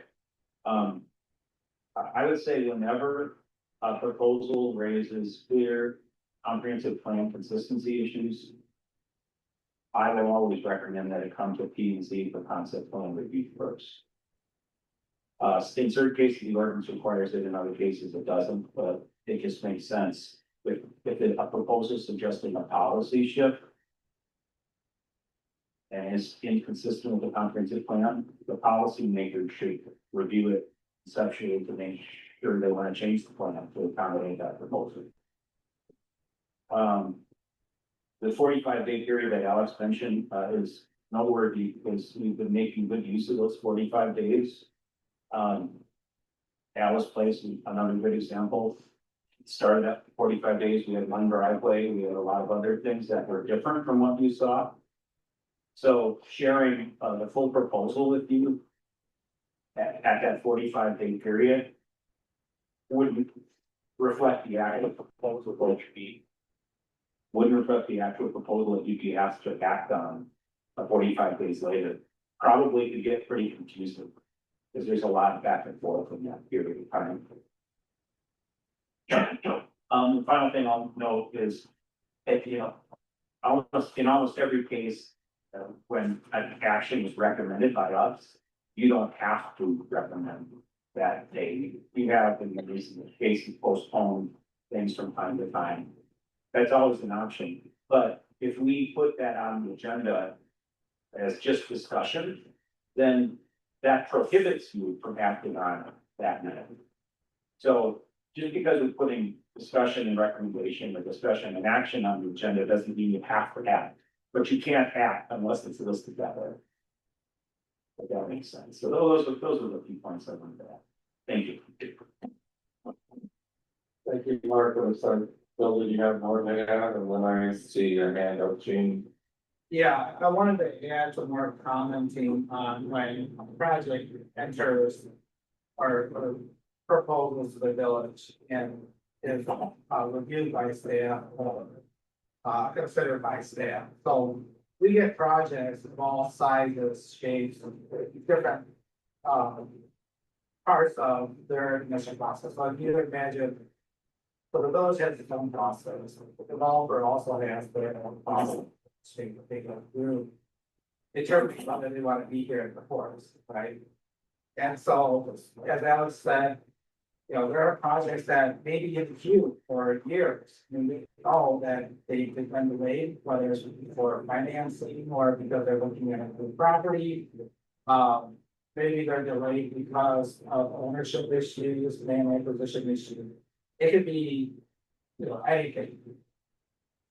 Our objective is when they get to the forest, they're asking these questions, for us to get past that initial screen. And then for us to be able to work with the developer, get it to the stage where they could be presentable to the planning commission and the village board. And or they're ready to submit, and Alex said, you've seen concept plans before you that are scratches on a napkin, right? Others are well developed, and so it depends on the business, how much experience they have with development. If the development goes in a handful, hold the developer all the way through the process. And so, you know, that goes to speak to some of the difficulties that we, you know, we see with developments that come, it's not the same. And so as you have this discussion, the question for us as staff is to receive direction on when do you want to see these milestones come? Is it more of a polished project and you want to see it at the very beginning? Right now, as we've set the process. Because there's so many projects that come and not, you know, and most of them actually don't develop here. We actually see the official submittal and say, the developer is committed to doing something in the forest. And that's when, you know, we see the more important side of it. And so a little help in defining where you want to start to see that will help us develop the process in a more transparent way. Thank you, and Jean, you were next.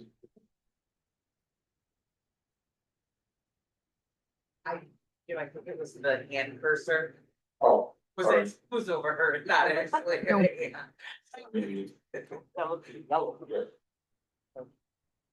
Lisa? Thank you for that overview, and Alex, you referencing that meeting where I was concerned that I found out about QTS via brochure in my mailbox, followed up later that day by email from Bill. Curious how that exactly happened, where I was notified via a brochure that this was coming to the forest, when we do have, and typically at the end of our meetings, we have like a staff report. How did that happen? Well, I would say that typically, the developers that we used to work with don't send out the brochure, so I would say that's one thing. I'm not sure when the timing was, so you probably understand some of that. I wish it would have done the date, but we probably have an email that is on file when we were notified. It was that same day I got the card in the mail and later the email, so. I'd be interested in still understanding that, how that happened. Is it, I mean, why were they things printed without your knowledge? Like, Yeah, so we don't control necessarily what the developer does outside of our process, right? It's not like we're coordinating with QTS to, or we would do in any situation with the developer to promote that particular business. We see our role as kind of the gatekeeper of what the process is. And we can provide recommendations, like what Alex said, we can recommend a timeline, per se, in accordance to what we believe folks can propose and still meet our ordinance timeline. But outside of that, we encourage developers, not just QTS, but like we see in other developments for them to look at the neighborhood. In this process, larger community type. And, you know, they can take it or they can leave them, right? It's not a requirement per se in our ordinance, that they hold community meetings outside of the regular process. Some have chosen to do it, some have chosen not to do it. And so I can't answer for QTS in regards to the timing of their communications and their communication strategy. I know that for the village, we've been focused on what the process looks like according to our ordinance, and what we believe that our planning and zoning commission needs and our village board needs to make proper decisions.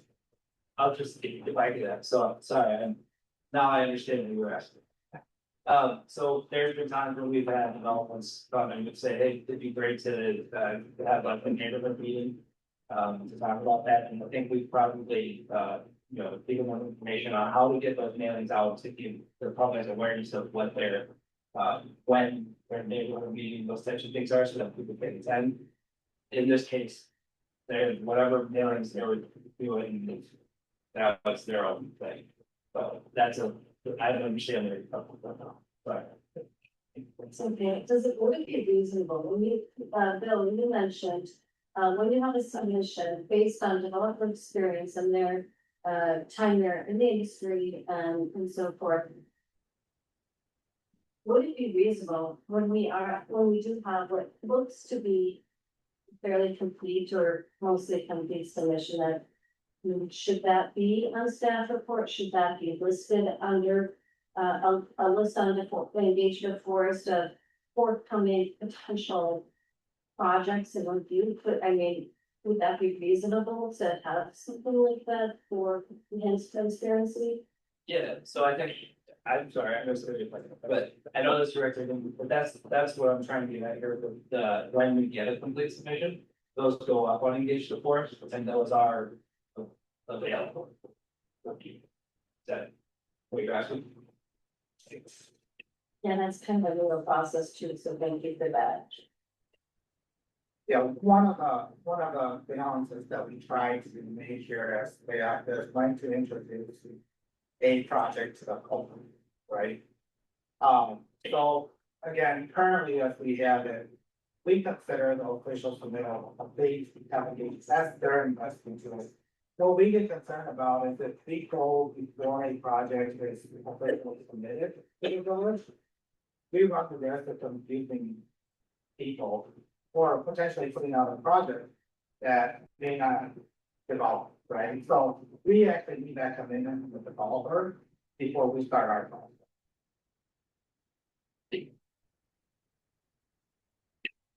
I do like your recommendation, Alex, as a third point of contact, for engagement opportunity in the future.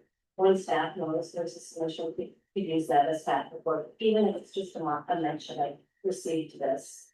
It could impact it. Yeah, absolutely. Could I ask for some clarification, say what was discussing, what you presented, like when would, sorry, I'm trying to read at the same time, but when would you know and potentially tell the planning commission when there's that submittal? And I'm wondering, say like in the case of an annexation, is there a notification that they're preparing an annexation, or is it just the annexation being dragged on? Sad. So that's a good point of discussion, obviously, like with the context that we're in right now too, right? So annexations aren't reviewed by this commission. So, and they also don't require a formal submission to us. So our process has been to, at least from, I'm putting on my planning and zoning map, right?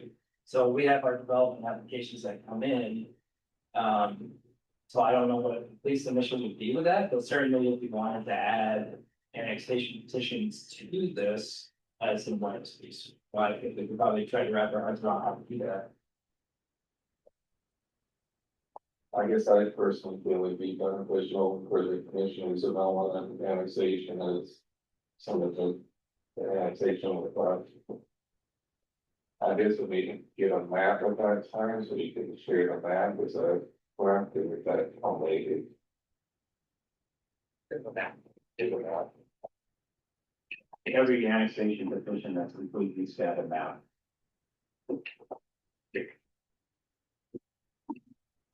I'm just trying to think through my head, just asking Bill, when the potentially good point to get that in would be. So let's go through a DOA review first, but we'll obviously Cali, you'll get notified if it's early on, so maybe just when we receive it, a notification of that.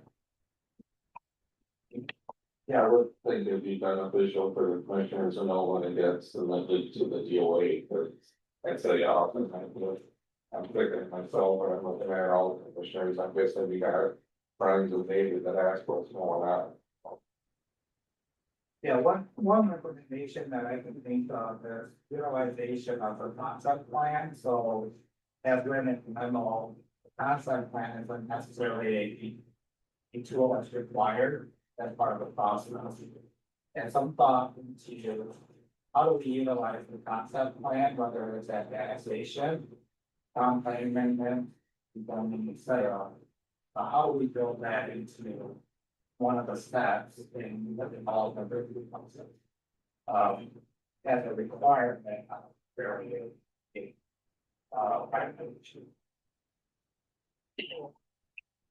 I don't want to debate the village administrator, but there's different scales of projects. So, some projects are small, and to have a concept plan stuff to it may be like unnecessary. So, I think we want to talk about, I think we have a clear eliminator. If someone's proposing to amend village policy by a proposal, not in this comprehensive plan, they ought to come forward with the concept plan first. I think we all agree about that. And then there's someone who wants to add 10 stalls to the parking lot on the other end. You don't want to see a concept plan for that. So I think it's, the space between us to when a concept plan comes forward. Yeah, that's your major and minor. That we get on subdivision and have a planning commission and possibly the those for too. They make that policy, so.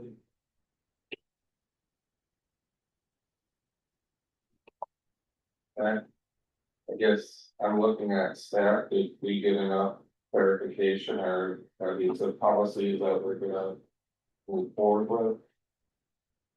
We can definitely move forward with both of these activities. That would be notification when projects have a place submittal, get uploaded onto engagement for us.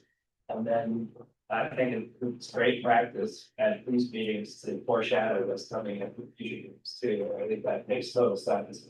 And then we'll kind of work on planning to get annexation petitions in that Q2 for notifying you what in the vote board, obviously, when those come up across the county slash get sent over to the DOA. Okay, and when you say notification, that's through email or something? Yeah, yep. And maybe when we talk about the next meeting date, I'm looking at like 7.6 on this agenda, that could be a time to say what is on the next agenda. Sure. Yep. Everybody good with that discussion now, and I guess if there's any other policies that I think maybe send them to Salad or obviously so if you want to talk with them too. Anybody else? Okay, thank you. So we are now on item number 6, which is general appearances. And this section is for anybody wishing to speak to the commission. And right now I'm holding 8 public speaking, hearing and information requests on our phones. And is Dan Jansen, you're up first. And I have 8. This is a period where there is 3 minutes for this case Dan to speak. And following Dan is Nancy Robb and then Jacob Dyer. So So, thank you, Karen. Please state your name and what's up with your address. Mr. Chairman, is it, I know this might not be within the rules, but can I ask a question whether the recently established Please speak closer to the microphone. is the recently established email group actually getting messages to this entire, just wanted to check on that. I will be saying something after the talk. And the second question I had is because of the sound issues. I did not hear the full comment that Mr. Chang made at the beginning of the meeting.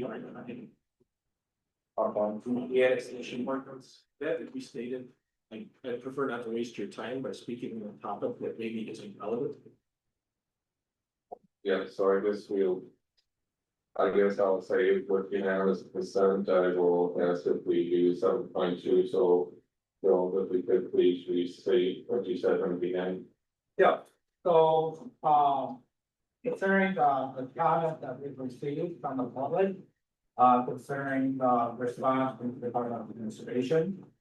It's our recommendation to, village president and the village board to consider rejection of the annexation petition submitted by Snyder, for the QTS project. Be put on the agenda on February 3rd. And that is both for discussion and action. That's correct. Thank you. I appreciate you put everything protocol there. Sure, thank you, Bill. And we'll start to 3 minutes as soon as you start. Okay.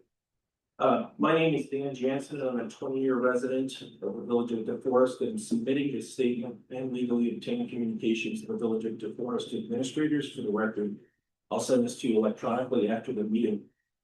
I was disappointed to see that QTS again backed out of an opportunity for balanced communication with public at tonight's meeting. They seem to avoid any public forum in which they can't control the agenda.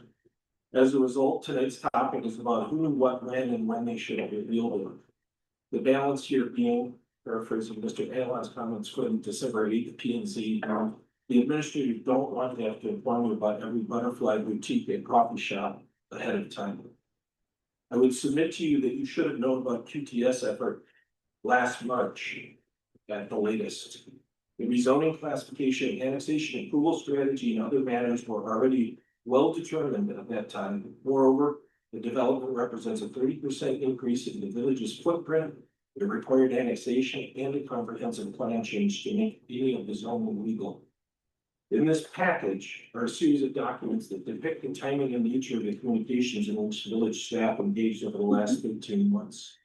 Beginning in January of 2025, Mr. Elon began shopping to Alliant Energy, QTS's partner on this project, an opportunity to incorporate QTS requirements into your TIG 9 amendment. Beginning in March, Mr. Elon and Mr. Roffers analyzing the comprehensive plan and rezoning changes that would be needed when DeForest annexed the land. From March to October, Mr. Allen and Mr. Chang were both involved in extensive communications with QTS representatives in pursuit of an approval strategy for the comprehensive plan change, zoning change, and annexation elements that would minimize risk to QTS, arguably at the village's expense, long before Vienna had made a decision on its involvement. Referenced in these communications are conversations about the practicality of presenting the changes to PNC and the village board without revealing details of the project or operations. In October, Mr. Roffers, describing the impact on the comprehensive plan, indicated that there, quote, was certainly more to it than just changing or expanding colors on the map. My interpretation of these communications is that Mr. Elon and Mr. Chang didn't want me to have early knowledge of this development so that they could compress the decision-making in a way that makes the project seem inevitable. They are curating information you receive, raising the specter of walking forums and in your role on the PNZ to prevent you from having meaningful conversations outside of influence. He inserted himself between you and the public in October, asking you before all communications came from reply. And as recently as October, Mr. Elon was advising Mr. Roffers to avoid mentioning this to Brandy Cooper, the planning and zoning administrator. I'd like to conclude by saying that you're about to make one of the most important decisions in the forest history if this actually comes to an end. Sorry, Dan. Thank you. Submit my comments. Thank you. Thank you, Dan. Well, up next is Nancy Robb, followed by Jacob Dyer. Hello.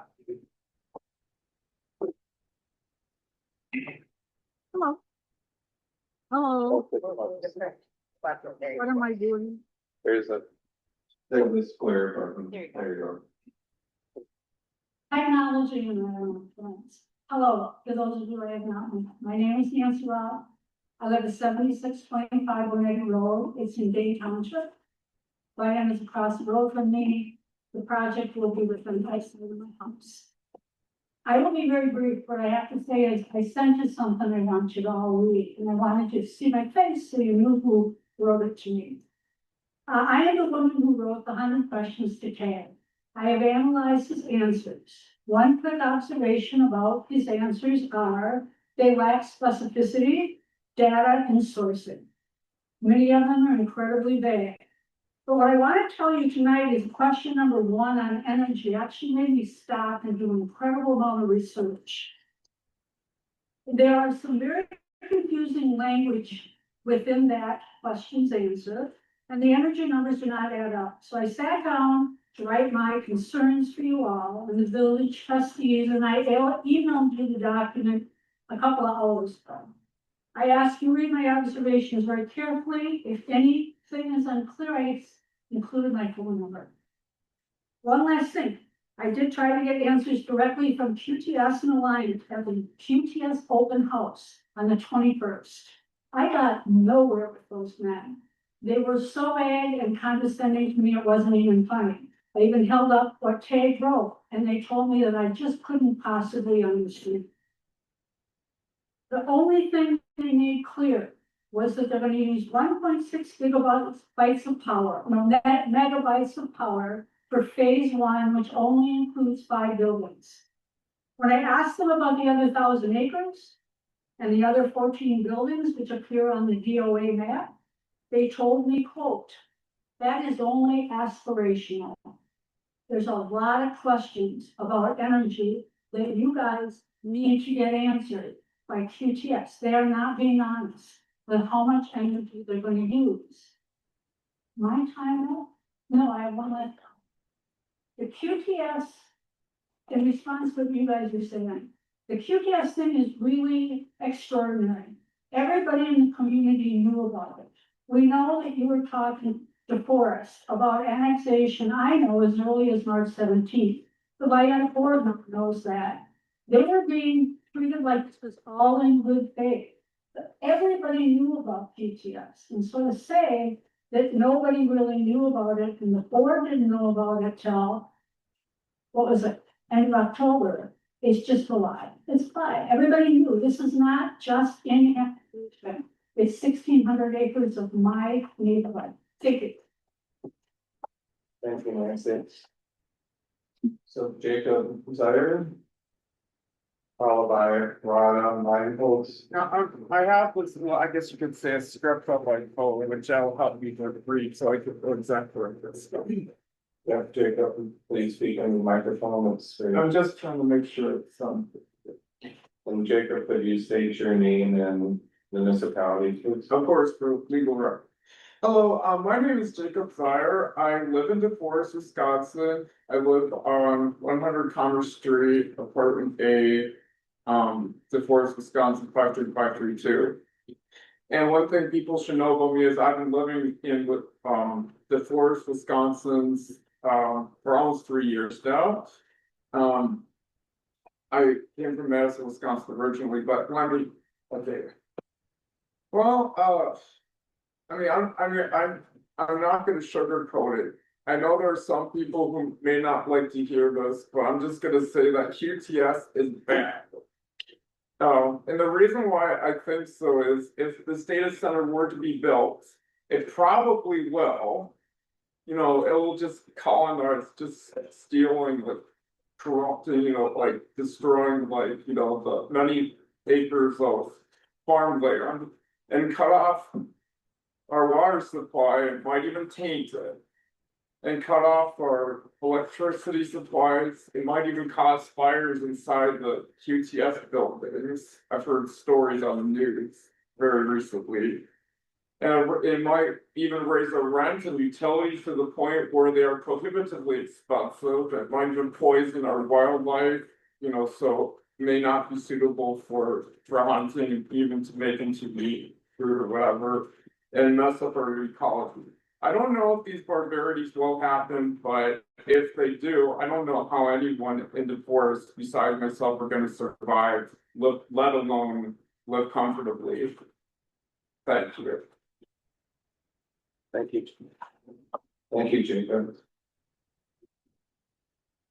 And Rhonda, you are up next, and you're actually up after yourself again, Yep. speaking for another. Yep, I am. It's And then- warm up here. It's like a whole nother world.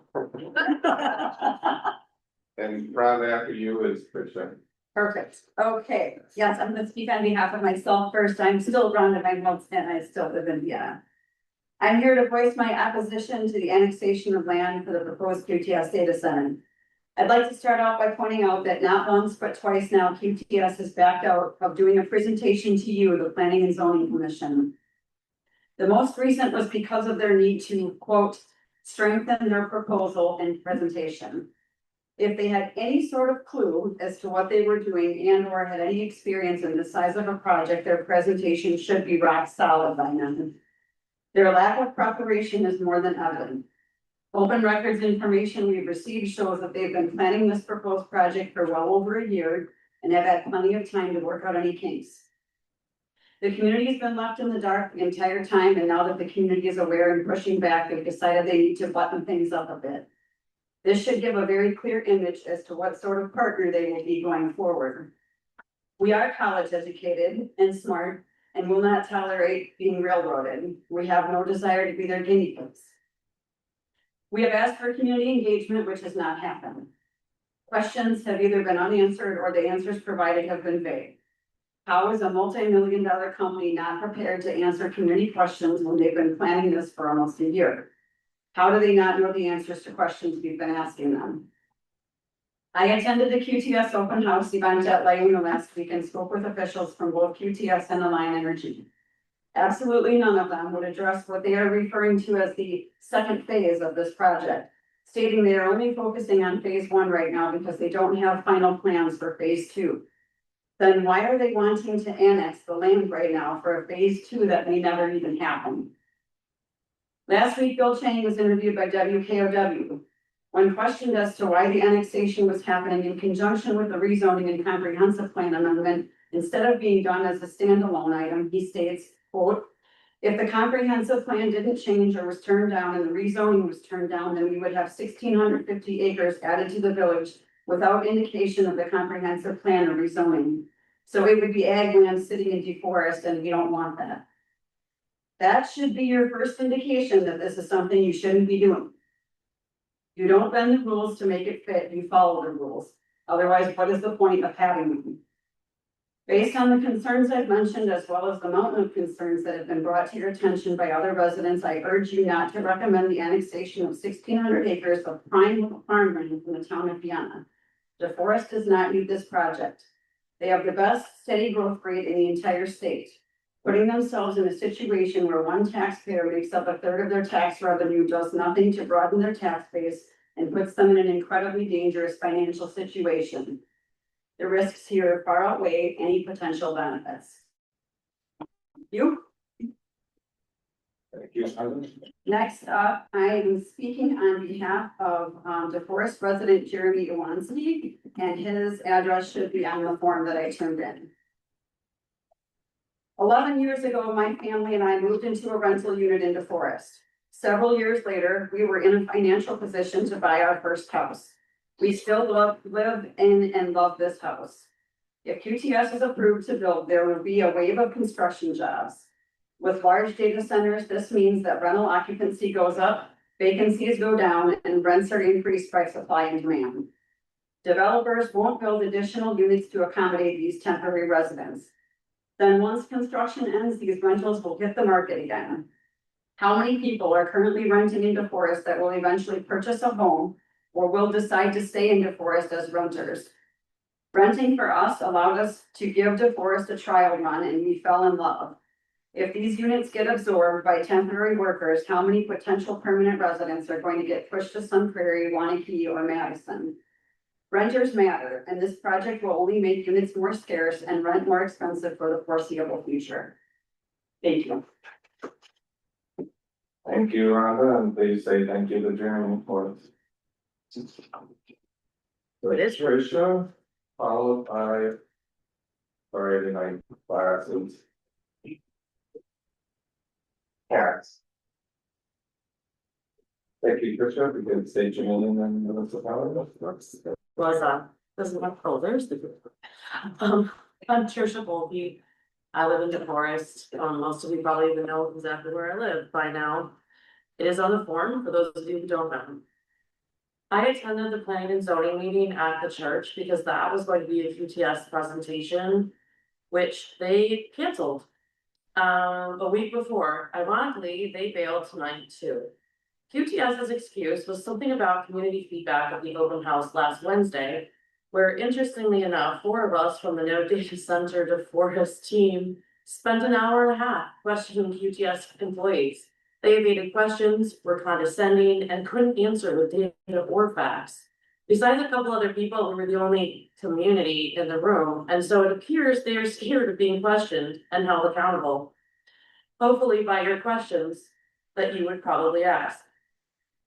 How are you supposed to make an informed recommendation for the trustees regarding a multi-million-dollar project without the ability to ask questions or hear the proposal?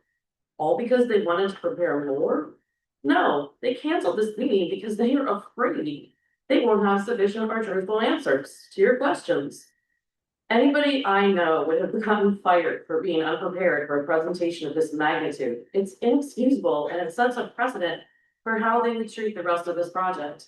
They can't commit or follow through on the smallest of promises.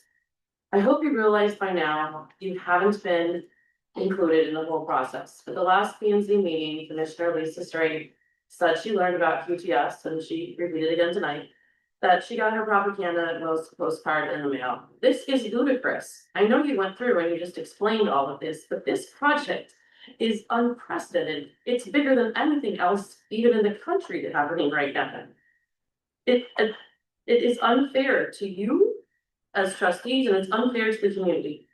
I hope we can empower you to ask questions and talk to each other. As long as it's no more than 3 people, you even have the right to talk to trustees about your concerns, because in that role, you are citizens just like us. Please don't recommend this project. It's bad for DeForest and the community doesn't want it. I would also reject dismantling the comprehensive plan. I uprooted my family from Wanakee in 2014 because they were growing stupid fast.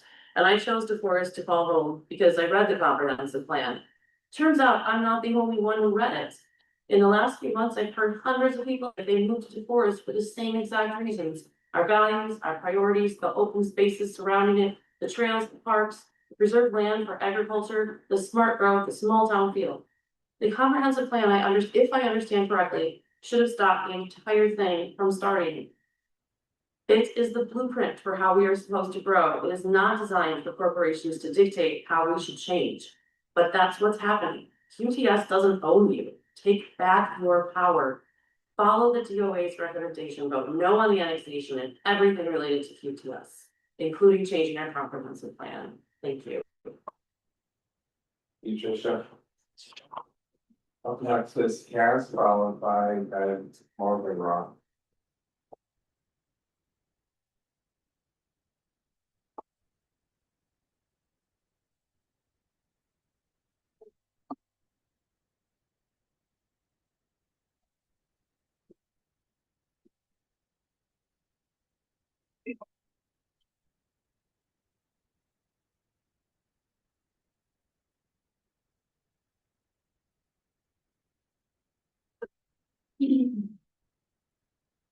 My name is Cassandra Sommerfeld. I'm a DeForest resident. I'm a school graduate.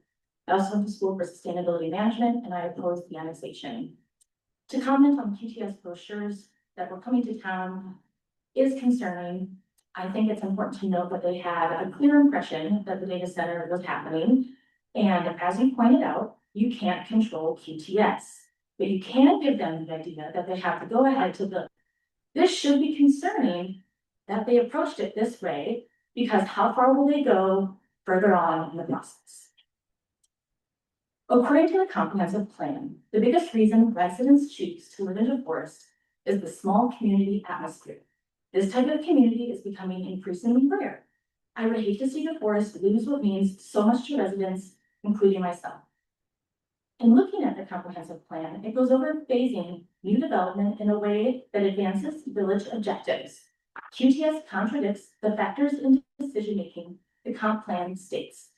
It states the desire to promote an orderly sequential pattern of land and community development in order to ensure that the provision of public services, roads, and utility keep pace with the development. This is more of a balloon shape. The projected impact on other village goals or preserving agriculture or natural environment in the same general area. This will not do that. The projected impact on village desires to redevelop or infill other parts of the village, such as downtown, which the comprehensive plan mentioned a lot of people wanted updates to the downtown area, so this would, again, go against that. In looking at the comprehensive plan initiatives, some top priorities include helping protect and improve water quality in the Yahara watershed. However, data centers use a variety of chemicals in their cooling systems, chemicals that contaminate water as it works through the data center cooling system. These include a glycol solution, a clear odorless flammable and toxic liquid that is used in antifreeze and other products. They also use refrigerants, water treatment chemicals, including corrosion inhibitors such as nitrites, phosphates, polymers, and descalers. Depending on the form of energy generation, there will also be water pollution from that. Another plan initiative the data center contradicts includes making the village more energy smart.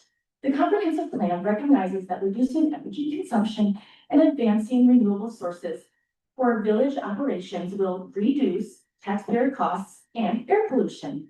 An energy-hungry data center contradicts that. According to the comp plan, solar has been a focus. In the plan, it states 5 to 7 acres of land is used for every megawatt of capacity. According to QTS, if this is true, the potential energy use capacity is 1,600 megawatts for just the first phase. Based on those calculations, that would mean 8,000 to 11,000 acres would be needed just for the first phase. I'm sorry, last year's titles out. Thank you. Thank you. Thank you very much. So up next is Ed Morgan, followed by Kennedy.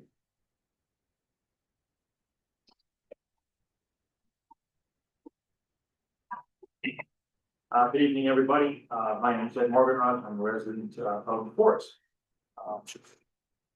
I want to talk to you. Could I ask you to speak a little bit closer? Yes, I'm sorry.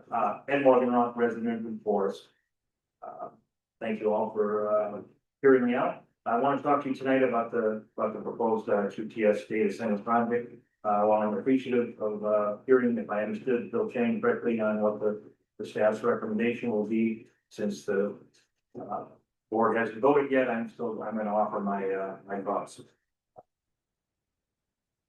And I want to talk about that. There's many specific concrete reasons why DeForest and this P&Z committee, should you have a vote before the board does, should reject it. This includes rejecting the annexation petition, the comprehensive plan amendments, and the zoning changes required to allow this project to proceed. The reasons that I and so many other DeForest residents and neighboring town residents from Vienna, from the village of Windsor, and others oppose the project are as follows. This is not a normal data center development project. It is a hyperscale sized data center complex. QTS is proposing a project of 1,600 plus acres, which is over 2 square miles.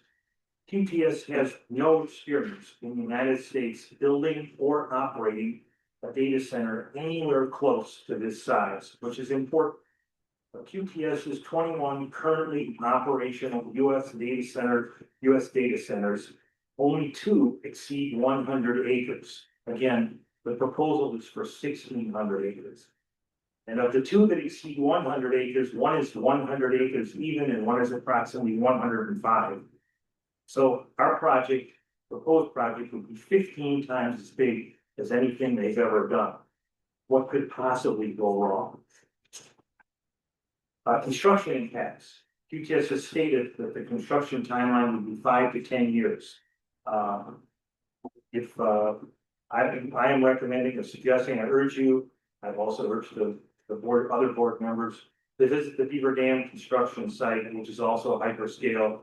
It's about 500, I believe, some acres, so it's a little less than 1/3 the size.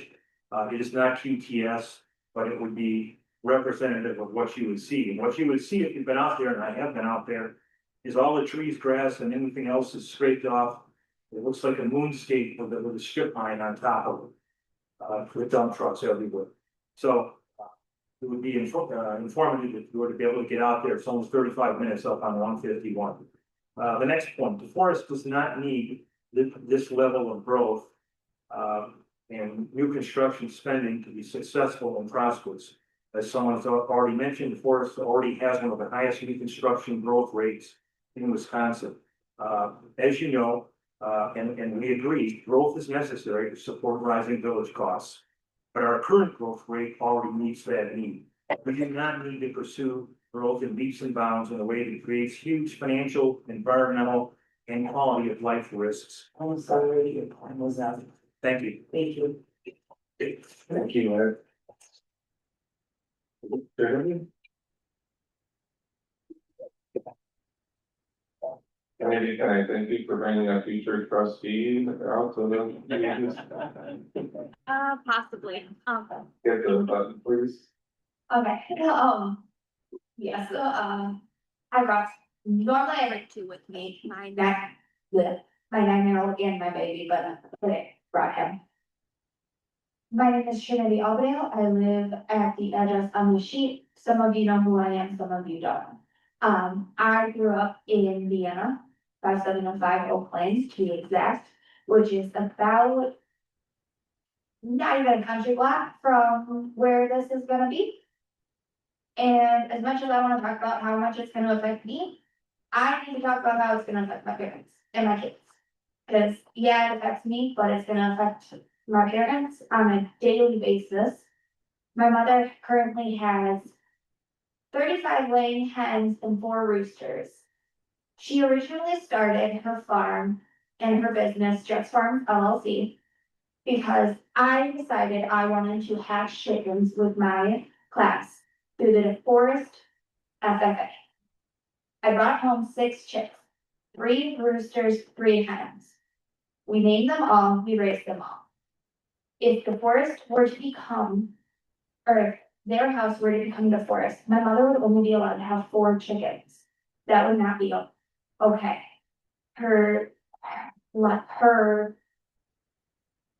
group of chickens that she has, her flock of chickens, currently consists of 1 disabled chicken who has crossbeak, who should not have lived past the age of 6 weeks old, but because I hand fed her, she is still alive. She currently has 2 Appenzeller Stubenhavens, which were named, who only lay in the spring, and they do not normally get along with other birds, but they become an essential part of the flock. Because of where they live, they have a coyote den right behind their house on the other side of the field. And with that, we need the roosters to protect the hens. If we do not have the roosters to protect the hens, they're gone. We've already had this year 3 chickens die from the stress because just like cats and dogs, they feel our stress. Their levels of blood pressure and cholesterol are through the roof because of the stress that they're feeling from my mom, from their owner, from me, that they are quite literally dying of heart attacks. My mom would lose her sense of self, my mom would lose her mind, and ultimately, I would be afraid that I would lose my mother, my children's grandmother. The last living parent that I have, besides my stepdad, who she puts there. And if my mom or we lost my mom, I would lose him too. They would not be able to survive without each other. And they would not be able to survive the way that they live. without being the way that they are. Their business is their only income. And the over.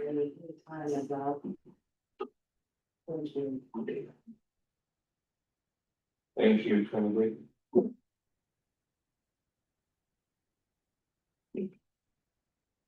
So that concludes our public appearances tonight. I want to thank you all for making it through some of our technical difficulties.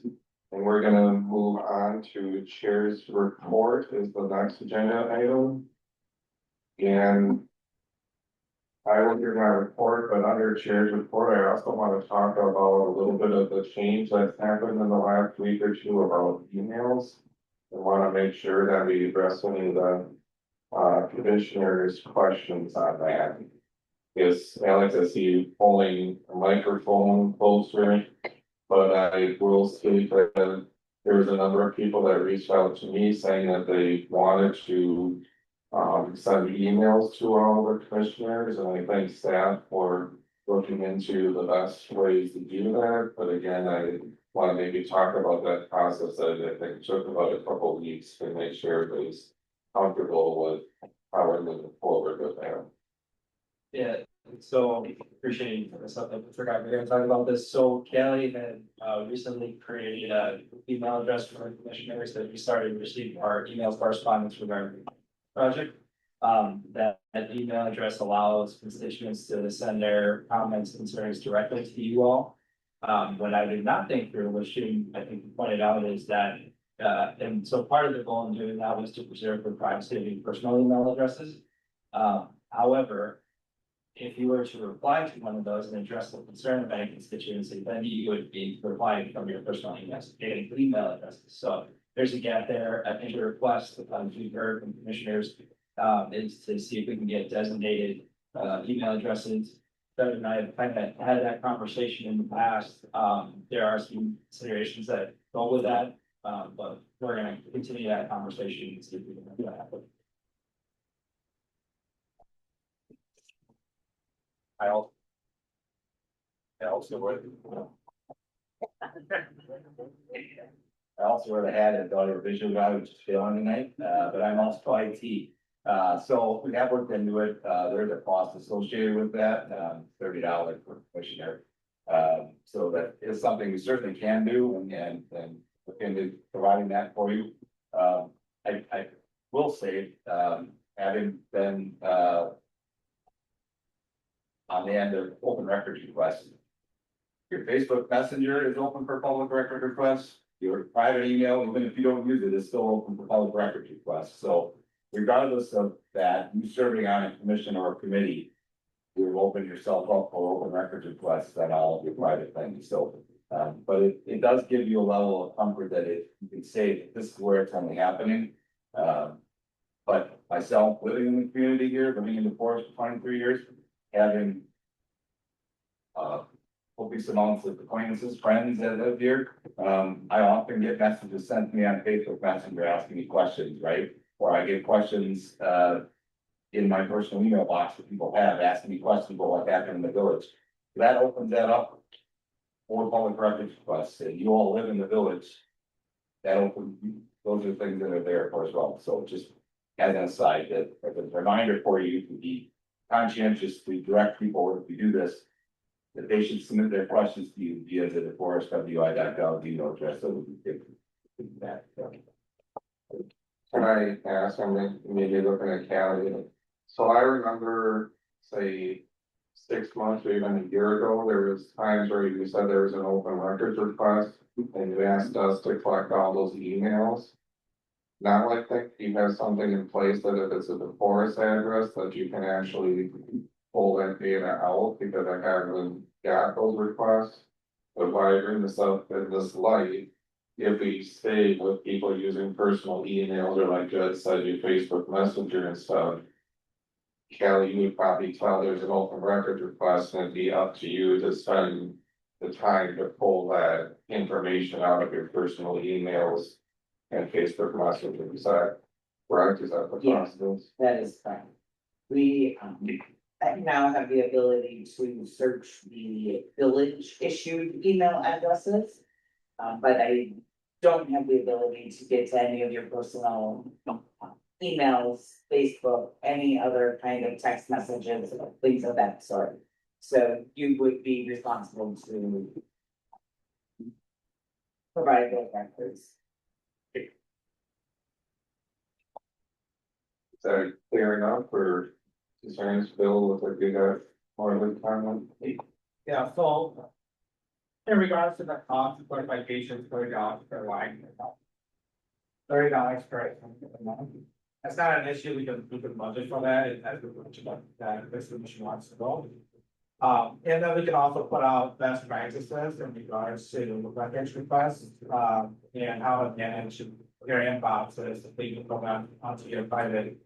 And how to get that to your village issue emails, so it's something that we can work on if you decide to.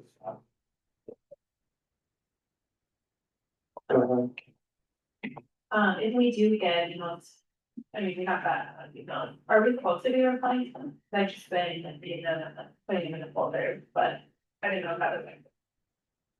Yeah, I think we generally leave that to commissioners and or the village board members to respond to the constituents as you feel comfortable or referring to a staff member to answer, technical questions.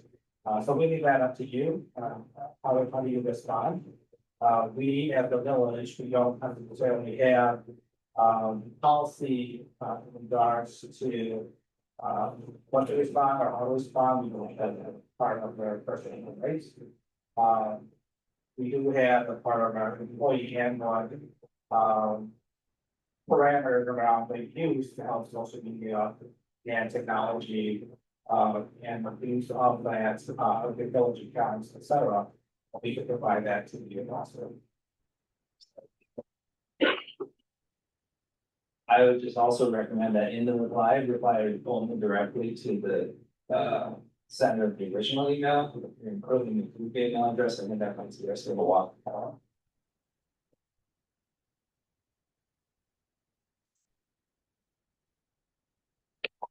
Okay.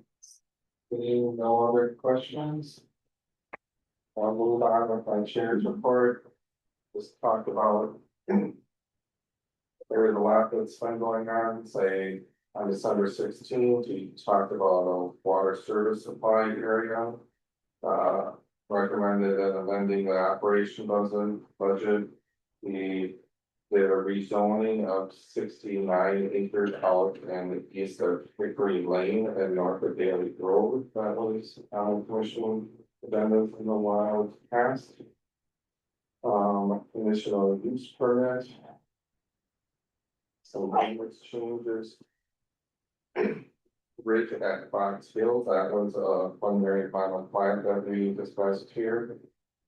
Stantec, this is one of my personal favorites. Stantec is moving forward with some grant administration for hopefully getting more grant money for the Our River Spring Restoration Project. On December 16th, we had a couple of presentations from the University Alliance. One on the public service buildings needs that maybe we could do audio here. And they also did a presentation on Mount Bright Park. January 6th. We had an amendment to the American Packaging Corporation. Their agreement. There was an agreement for court enforcement services. And there was a direct legislation petition that was given to the village board for a referendum. That ultimately there was no action taken on. And on January 20th. We had executed a contract for municipal building inspections. We talked about an intergovernmental cooperative plan between the town of Westport, City Madison, Middleton, and the village of DeForest. I have written down that on Wednesday, February 11th at 6:30 in the town of Westport Town Hall. You can all be invited to a public hearing. Bill, do you want to add anything more? I see you grab the microphone. Yeah, also the village of Lion Key is part of that cooperative plan. Thank you, Tom. There's an intergovernmental agreement discussed for the fire station with the village of Windsor. Urban water quality plan for the stormwater mitigation, I believe you were submitting one, is that correct, Joe? For storm sewer, urban water mitigation on a future project. We're submitted that with Dane County Land and Waters, group, can't be there. But we submitted that application, that's for our acre reconstruction project. We're looking at what's called a bay separator, that takes, solids and filters it out, so what's discharged straight into our river is in the water and get to the bay separator.